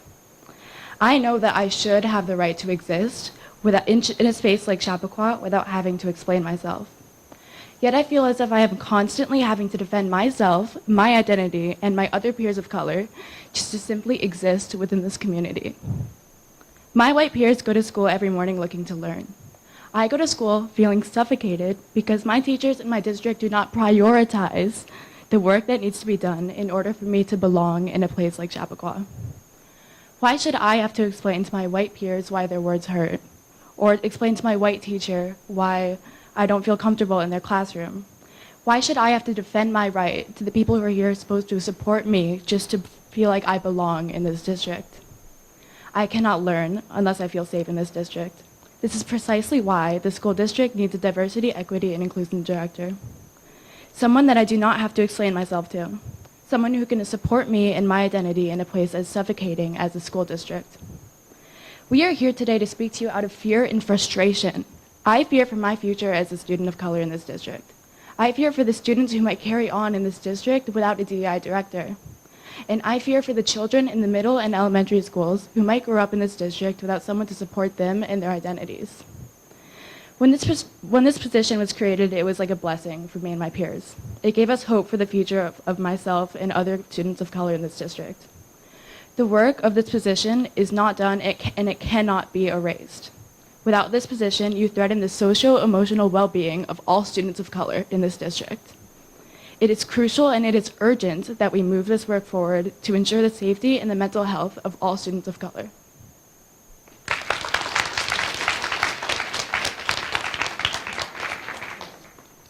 Hi everyone, my name is Joyce Chen. I'm the other co-president of the Greeley BSU. This year I'm a senior and I've been in this district ever since kindergarten. I've only known Mr. Marcus for a few years now, but ever since our first meeting, I knew he would become one of the most important role models in my life. He was incredibly knowledgeable and honestly provided a ray of hope for me after so many years of feeling unheard and unseen. Although I could spend my 3 minutes up here. You can't come up stage. You can give that to the district clerk. I'm sorry. Anything you go, but go right ahead and you can give it. She'll take any paperwork you have. Although I could spend my 3 minutes up here talking about how amazing he is and how much he pushed me to learn, I'm going to focus on what I would like to see in the future. So here's a wish list compiled by everyone who spoke from BSU tonight on what we would like to see in the future. First of all, we are asking the district to rehire for the DEI position. If someone values something, they are going to invest their time, their money, and their energy into it. Leaving open this position sends an incredibly clear message to myself and the rest of the community that students of color are not valued the same way that they are, the same way that white students are. Additionally, this position needs a support system. There need to be multiple people hired for this role. I understand and I empathize with truly how emotionally taxing this work is. The role needs to be set up for success as well. Although Mr. Marcus chose to resign, I cannot help but think that his role was set up for failure. It had a fancy title but no true power. It didn't make him accessible to the students and to the local community, and didn't provide him with the necessary support that he truly needed. If we rehire without reframing, supporting, and expanding this role, I imagine people will continuously cycle in and out of the district. Also, as mentioned before, hiring a person of color for this role is crucial. Students should not have to defend their identity just to have their experiences heard. We need and we deserve someone who is authentically dedicated to this work. On that note, there need to be more teachers of color in this district. The other day, I learned that the percentage of teachers of color is 15% lower than the percentage of students of color. This is a systemic issue, and a lack of diversity truly hurts everyone. The current equity teams are comprised mostly of white people. We need to expand to include more diversity in thought and experience. When I think of this role, I think of all the younger versions of myself and truly how much she could have benefited from having a Mr. Marcus in her life. In 7th grade, I remember myself and a group of other peers were relentlessly bullied by white boys in our class. It didn't escape my notice that even at 12 years old, it didn't escape my notice that all of these students were either students of color or students with learning disabilities. In 8th grade, I listened to my friends at Bell tell me stories about how their peers would pull their eyes back at them and call them horrible racist names. In 9th grade, I remember sitting frozen in my room as I watched my peers throw around racist slurs in a Snapchat group chat over and over and over again. And in kindergarten, when I was only 5 years old, I remember my teachers making fun of the food I would bring in, mocking the ethnic characters and the different smells. May I request another minute? Yes, certainly. I will move to give her another minute. Can I have a second? Hillary or Lauren? When I was 5 years old, this was the first time I realized I didn't belong. And now, 12 years later, as a senior, I realized that not much has changed. While the district loves using Unity Day as their PR, Unity Day has been condensed down to a mere hour and a half. It is now Unity 95 minutes. There are no words to express how disappointed I am. In 9 days, there will be no one in the DEI spot that desperately needs to be filled for the well-being of every single student. Throughout the past 12 years, instead of being just a normal kid, I was forced to grow up far too fast, worrying about how to deal with and solve issues that I didn't ask for or create. When I think of this position, I think of how much support that kindergarten Joyce, first grade, second grade, third, fourth, fifth, sixth, seventh, eighth, ninth, and 10th could have received, but instead was not provided with. My point is, there are far too many times where students in this district have been made to feel alienated and unwelcome. The examples I listed are just a few, and things must change. I ask that you don't run away from diversity, don't run away from equity work, don't run away from inclusion. We ask that you listen to our experiences and that you stand up for your students. Thank you.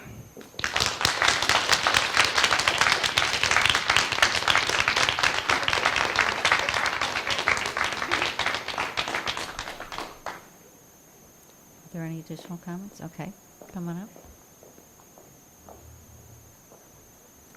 Hi, my name is Tomoko Smith, and I am the co-chair with Margarita Zambrano of the CPTA Diversity, Race, and Belonging Committee, DRB for short. And I would like to take this opportunity to thank Mr. Philip Marcus on behalf of our committee. In 2020, our nation was undergoing a crisis of racism, and there was a growing cry to address the pain it has had. This spurred our community to react to this crisis, with many students, including alumni and parents, voicing their own experience of racism or intolerance right here in Chappaqua schools. Taking this grave cry from our community seriously, CCSD rightly responded to our voices, taking that first critical step towards progress and healing by hiring a Director of Equity, Inclusion, and Wellness, Philip Marcus. This demonstrated our district's ability to be reflective and address the urgent needs of our students and families. We need to maintain the momentum and impact of that work that began with that initial decision. The CPTA DRB committee would like to offer our gratitude to Mr. Marcus, who works so closely with us and the PTA, helping us plan events, supporting us to do the work to increase DEI awareness, and guiding us when parents had issues of racism that happen in schools to our children by providing valuable resource to us. But above all, we thank him for showing his sincere sentiments that he truly cares about us. We are also thankful that he provided an onboarding session for the PTA Executive Council early this year, and our hope was that this session was a launch of the work that we still expect to continue. He worked closely, as we all heard, with the BIPOC Student Union at Greeley by offering guidance and helping them plan events like Unity Day. But most importantly, these students felt heard and understood.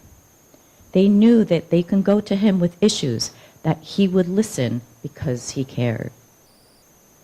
Additionally, he facilitated the How to Start the Conversation About Race in Your Home series with parents and students in early March 2021, and the event for BIPOC families under the tent at Bell in April.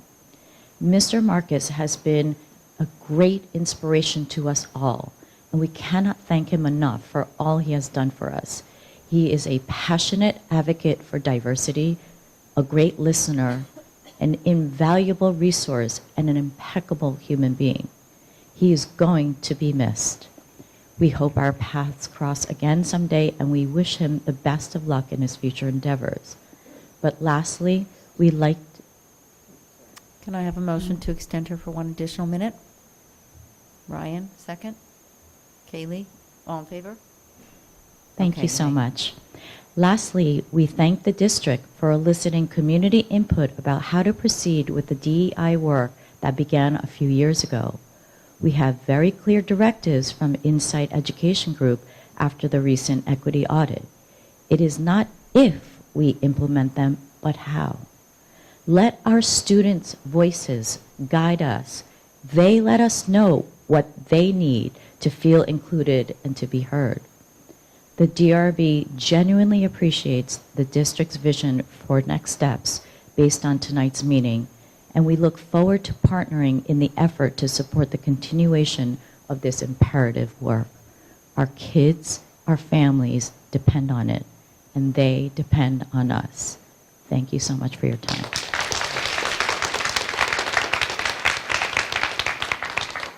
Hello, good evening. My name is Rosalie. I'm a parent here at the school district. I would like to make a request for the CCSD to take under consideration including Diwali, the Festival of Lights, which is a major festival in India and across South and Southeast Asia, as well as Eid al-Fitr, a celebration of the end of Ramadan, as school holidays. A recent article published today from the Washington Post highlights that school districts across this country are including, with large South and Southeast Asian populations, are including these holidays in their school calendars. Today, you would have seen New York City Mayor Major Adams announce that Diwali will become, or he is putting initiatives in place for Diwali to be included as a school holiday in the New York City School District, which, as you all know, is the largest school district in this country. Here in Chappaqua, we are truly blessed with having a large Southeast Asian, Indian, and Middle Eastern community, and a number of children in the school district are from those geographies.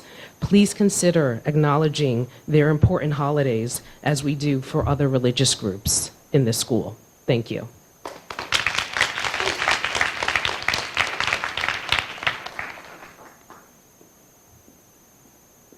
Hello, I'm Shaporna Banerjee, and I am sharing this statement on behalf of the Town of Newcastle Committee on Race, Equity, and Inclusion. The CREI would like to affirm our strong support for building toward and supporting diversity and inclusion in the Newcastle community. We believe this is necessary work, accomplished through thoughtful action and collaboration, and we recognize the expertise and training required to accomplish such work in professional and school settings. As the CCSD schools form the environment in which Newcastle children grow and learn about the world around them, we request continued transparency and open communication from the district administration on what plans are in place or are being made to continue and grow the diversity and inclusion effort in the district, given Philip Marcus's midterm resignation.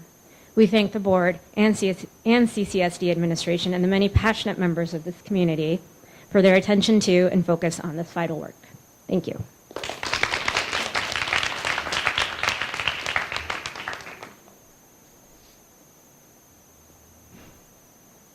Hi, I'm Alicia Spillman, and I'm speaking on behalf of Zabine. This statement was written by Zabine Mirza, founding co-chairperson of the original Newcastle Council on Race and Equity, CRE, and co-signed by Nichelle Maynard Elliott, her founding co-chairperson of the original CRE. Zabine could not be here today as she and her 3 children are sick, but I am reading this statement on her behalf and hope to do her voice justice. I, like most people, came here for the schools. Schools that would give our kids the education, experience, opportunities, and resources that would help them succeed in life. Schools that would inspire, encourage, motivate, and facilitate learning. Schools that would teach and give to my kids what I could not, give them what other schools could not. Schools that would give my kids what I did not get myself. That's why I'm here, right? That's why I pay the taxes. Everyone here likes to talk about the whole child, but we're not looking at the whole child. We're looking at test scores and GPAs and college acceptances, while looking elsewhere when kids are getting called racial slurs, looking elsewhere when kids are getting bullied, looking elsewhere when kids are depressed. We are looking elsewhere when kids are committing suicide. We are looking the other way when we have to hire teachers of color, when we have to hire principals of color. We're looking the other way when educators of color leave our district. We're looking the other way when people like Philip Marcus, the former DEI director, leaves mid-year, and we as a district have no plan or planned budget to fill the position. We are looking the other way when it comes to students of color. And I know what people are saying, the eye rolls, the whispers, oh, the BIPOC community is at it again, complaining, whining, making noise, creating a problem where there is none, making things about color when it's not. Believe me, I would love for this not to be about color. I would love to have the privilege to not see color. Frankly, in CCSD, there's not much color to really see anyway. How many teachers of color do you have in Chappaqua? How many administrators of color do you have in Chappaqua? What have you done, Chappaqua, to actually be inclusive of children of color in our community, to support children and families who are victims of hate and bullying. You put together committees to do what? You've printed posters? You've passed out ethnic foods? What have you done besides your performance theater? How have you actually supported children of color in your district? You have instead villainized victims of racial incidents, protected perpetrators, and pushed out any teachers and educators of color. The departure of Philip Marcus is a stain on the already tarnished track record that this district has. Worse yet is that there's no plan to fill the void he is leaving behind. What is the plan? This isn't politics. Education and our children is not political. What I care about is that my children can go to school and not have to worry about being different. I don't have to worry about my children getting bullied or called racial slurs simply for existing. For those that would deny such a thing is happening, I would urge you to visit the Hate at Greeley Instagram page, or do a simple Google search to see racial incidents in our district that have made the news. May I have one more minute, please? Can I have a motion for one additional minute? Second, Hillary, all in favor? Okay, one more minute. Thank you. Go ahead. DEI work in Chappaqua is treated like a fad, lip service, unless and until there is an incident, public outrage, or a high-profile news story in the media involving our district. The message we have received time and time again is that the schools do not actually care about diversity, equity, or inclusivity. They do not actually care about children of color. But we care about our test scores, right? We care about college acceptances, about our rankings and reputation. How do you all like it when kids are experiencing hate violence right here in your school district? When kids are depressed, or when kids are committing suicide? Or I guess more importantly, for you all, how do you like what it does for our reputation, our rankings, our kids' college acceptance chances, and our home values when we get panned for being the most racist town in America? I want to know how my children and children of color in this district will be supported, included, and helped when you won't even hire people of color and can't even retain the ones we fight tooth and nail to bring on board. Our kids deserve a plan. We elected you all because you are supposed to have one. I want to know the plan.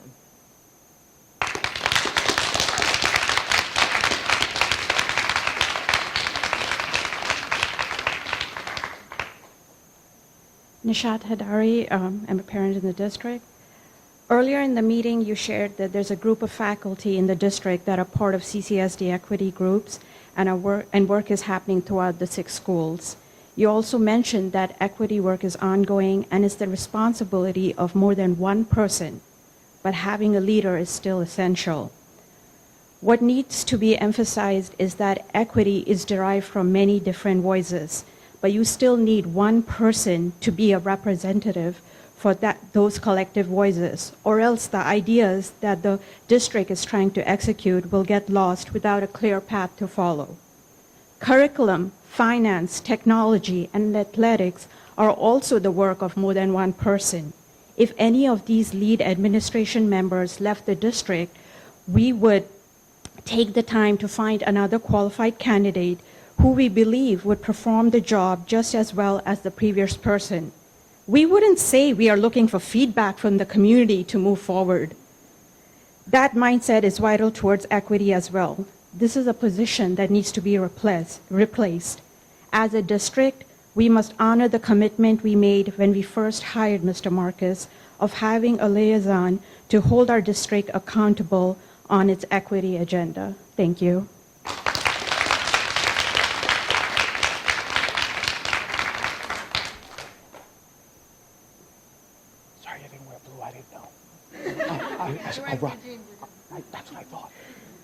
Hi, my name is Porfirio Gonzowitz. I'm a parent of a student in Grafflin schools. So, as an educator, I've witnessed the power of DEI work in action. I've pushed my students to grapple with the Western versus Eastern definitions of nationalism and seen them form new understandings of who gets to define our world and the impact that has on marginalized people. I know I'm developing critical thinkers who are ready to be global citizens and change makers. I want the same for students in Chappaqua. Philip and his team have spent the last 2.5 years building a coalition, laying foundation, and preparing us to engage in cutting-edge equity work. Sorry, speak fast. This district has the potential to be a model for DEI, but without him here and no one person to take up the mantle, I worry what will happen. I was proud to move to a town with a district that took DEI so seriously that there was an administrator-level role dedicated to the work. And I know that DI is embedded and folks are engaged. The work is wonderful, but the work needs a leader and constant advocate. It needs one person to keep it front and center. DEI needs a leader the same way a school needs a principal and a district needs a head of HR. These folks lead work that everyone in the district is engaged in and thinking about. DEI is no different. And we are a town in need of centering DEI. We need it because our students will not be able to work at any major employer if they cannot speak intelligently about diversity, equity, and inclusion. Our graduates will not function on college campuses if they cannot connect to people with different lived experiences. We need DEI because sometimes this district misses the mark. When my son came home on Cinco de Mayo in kindergarten with a photo of himself in a sombrero, and he told me that he learned Cinco de Mayo is a holiday to remember a war that the French and the Mexicans, where they wear big hats and eat chips and tacos. Like all 6-year-olds, my son is already incredibly prone to stereotyping without added missteps like this. Our DI work also has a lot of wins. I was so inspired a few weeks ago to see our superintendent sitting in a meeting with teachers, students, parents, board members, and administrators having real conversation about equity and oppression. That meeting was proof that Philip's work is an act in progress, but it has not yet reached every classroom and has not yet had a greater ripple effect in the community. For example, recently a neighbor stopped me on my street as I was walking my dogs and asked me if I lived in Chappaqua, asked me who in the neighborhood I knew, asked me which house was mine, and proceeded to complain about the changing demographics of the community. Philip was a blessing to this community, but 3 years is not enough to create the systems for all the unlearning that needs to be done. I want our next generation to do better and be better, and that happens when they learn better. We put our efforts and our money in what we care about. Show you continue to care about by taking this DEI vacancy as seriously as you would any other administrative vacancy. Thank you.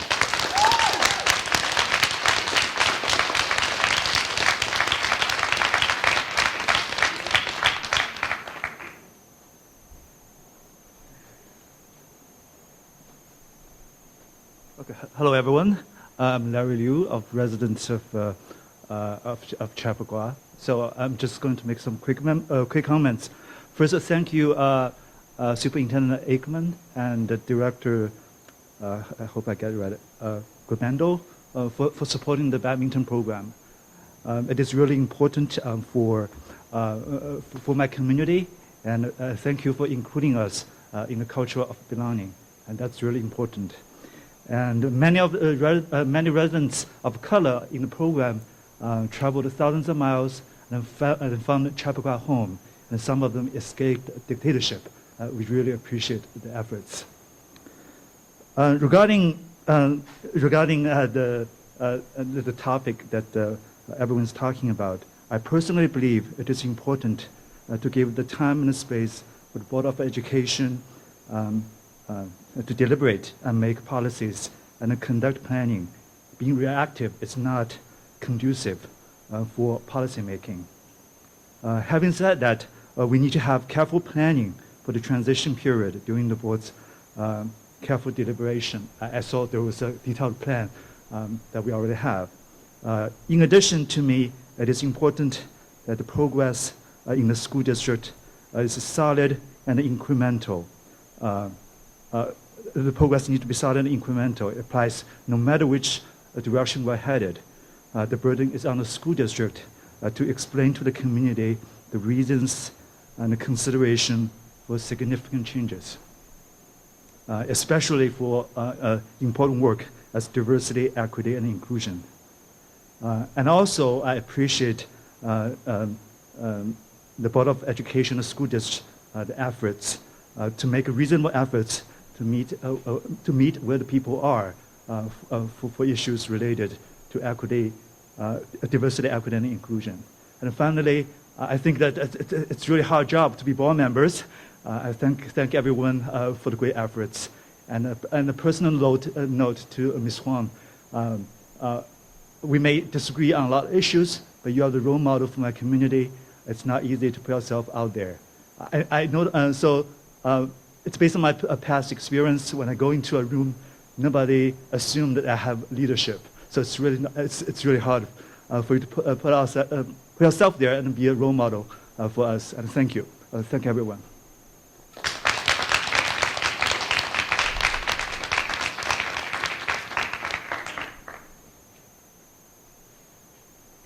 there any other comments?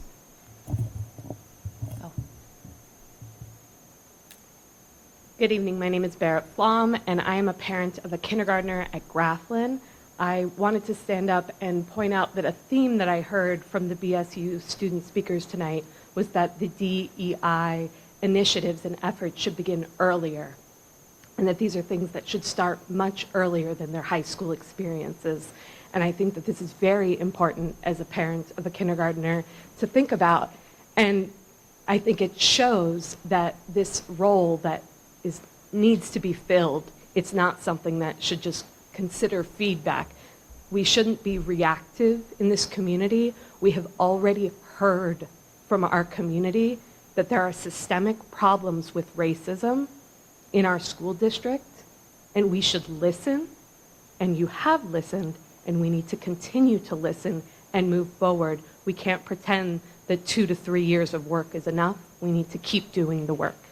So I implore you to please continue to hire and support, and also their wish list is very good. You should look at it, and add retention and hiring. Thank you.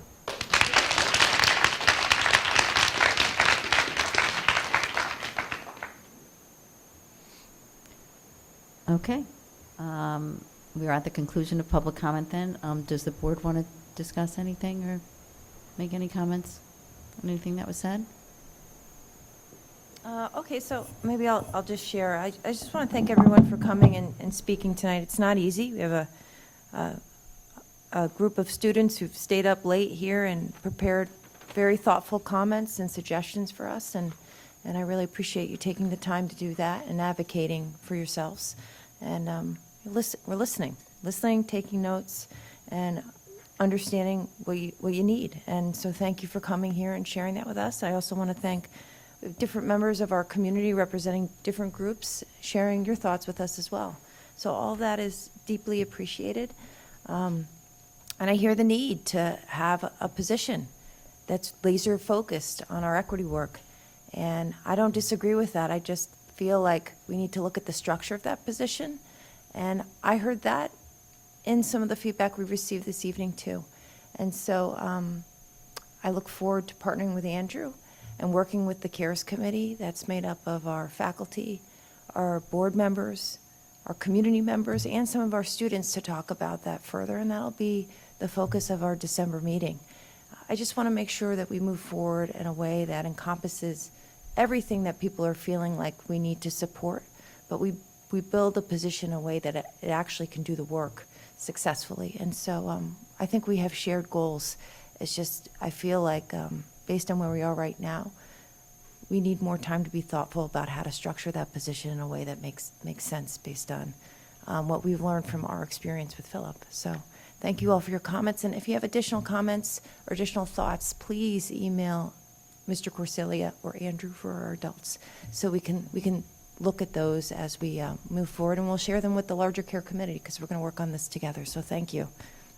I want to say as well that we really appreciate your voices, and we appreciate the courage that it takes to come here. I'm saying this to the students. I appreciate all the adults too, but I know as a student that it is very difficult, and you are all very eloquent.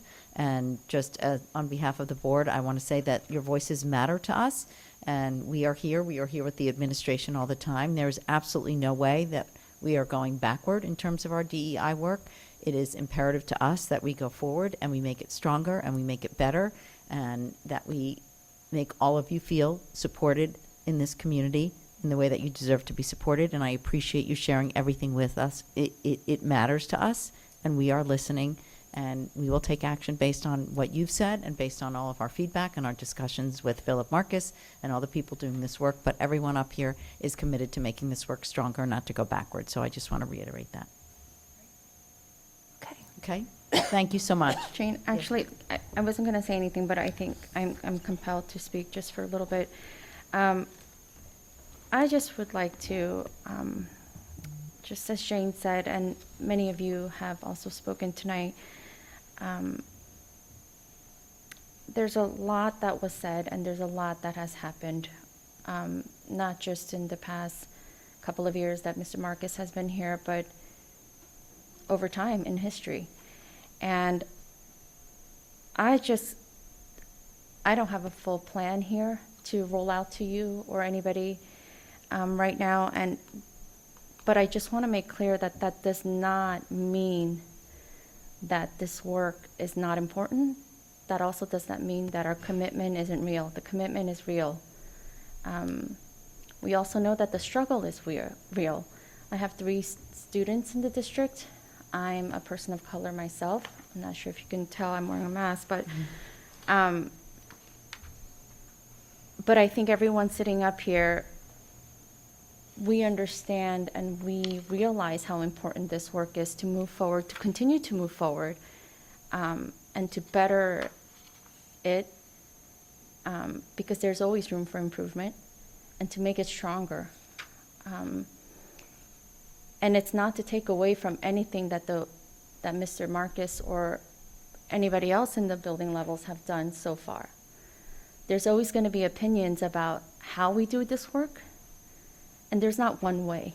There isn't one way, there isn't one person, and it's not one position. It has to be in partnership. It has to be meaningful. So Unity Day, I know going down to the number of those minutes, 90 minutes, 95 minutes, it seems harsh, but we have to also look at, sometimes it's not quantity. Sometimes it's about how meaningful is it when we're sitting there? How are we being engaged? I'm not saying that time period is the best time period. I'm not saying that one day was bad versus 90 minutes is better. It's not that. I just want to focus on doing the work in a meaningful way that's going to highlight and celebrate the things that we have already done. It should be every day, right? It should be every day. I talk to my kids about this. They experience things every day. And we have to commit and recommit to this work each day. And yes, I'm uncomfortable sitting here. I'm uncomfortable talking about this. And I'm not saying that my opinions are priority over anybody else's thoughts. I think it's just important that we are reflecting, we're listening, we're having these conversations, and I really appreciate you all coming to speak, because I have a high schooler, but it's different, right? Every home's gonna look different, every conversation's gonna look different. But again, I just wanna say that the commitment is real, and I'm committed to the work, everybody up here is committed to the work. We are having conversations, we are listening, and we are open. That's it. Thank you, Caitlin.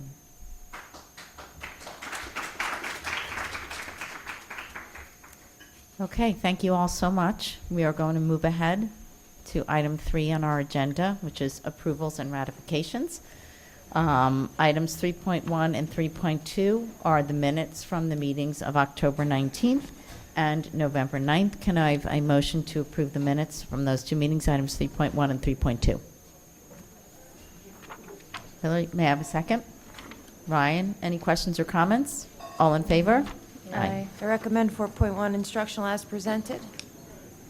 I move that we accept the superintendent's recommendation for item 4.1. I'll second 4.1. Any questions or comments?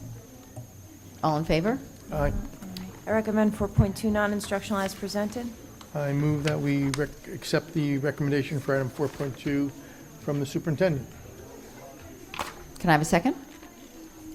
Hillary will second. I moved. I can't Right, second. yeah, you can't second. Hillary will second. Any questions or comments? All in favor? Aye. On to item number 5, our consent agenda. We use our consent agenda to make more effective use of the board's time by adopting in a single motion those relatively routine matters which are included. Any member of the board can pull them out, or I'll wait 1 second. Any member of the board can pull an item out of the consent agenda, and it will be considered and voted on separately. It is We have items 5.1 through 5.19 tonight. Does anyone want to move anything out of the consent agenda for this evening? No. Okay, the consent agenda consists of relatively routine items like I discussed. I have a list here that I'm pulling up just to give a brief summary. We have items such as contracts for special education services, CSF Instagrants that we talked about earlier, bid awards, some budget transfers, educational services, disposal of items of no value to the district, and hiring of personnel for the bond vote. So can I have a motion for the consent agenda, items 5.1 through items 5.19? Can I have a second? I second. Kaylee, any questions, comments? All in favor? Aye.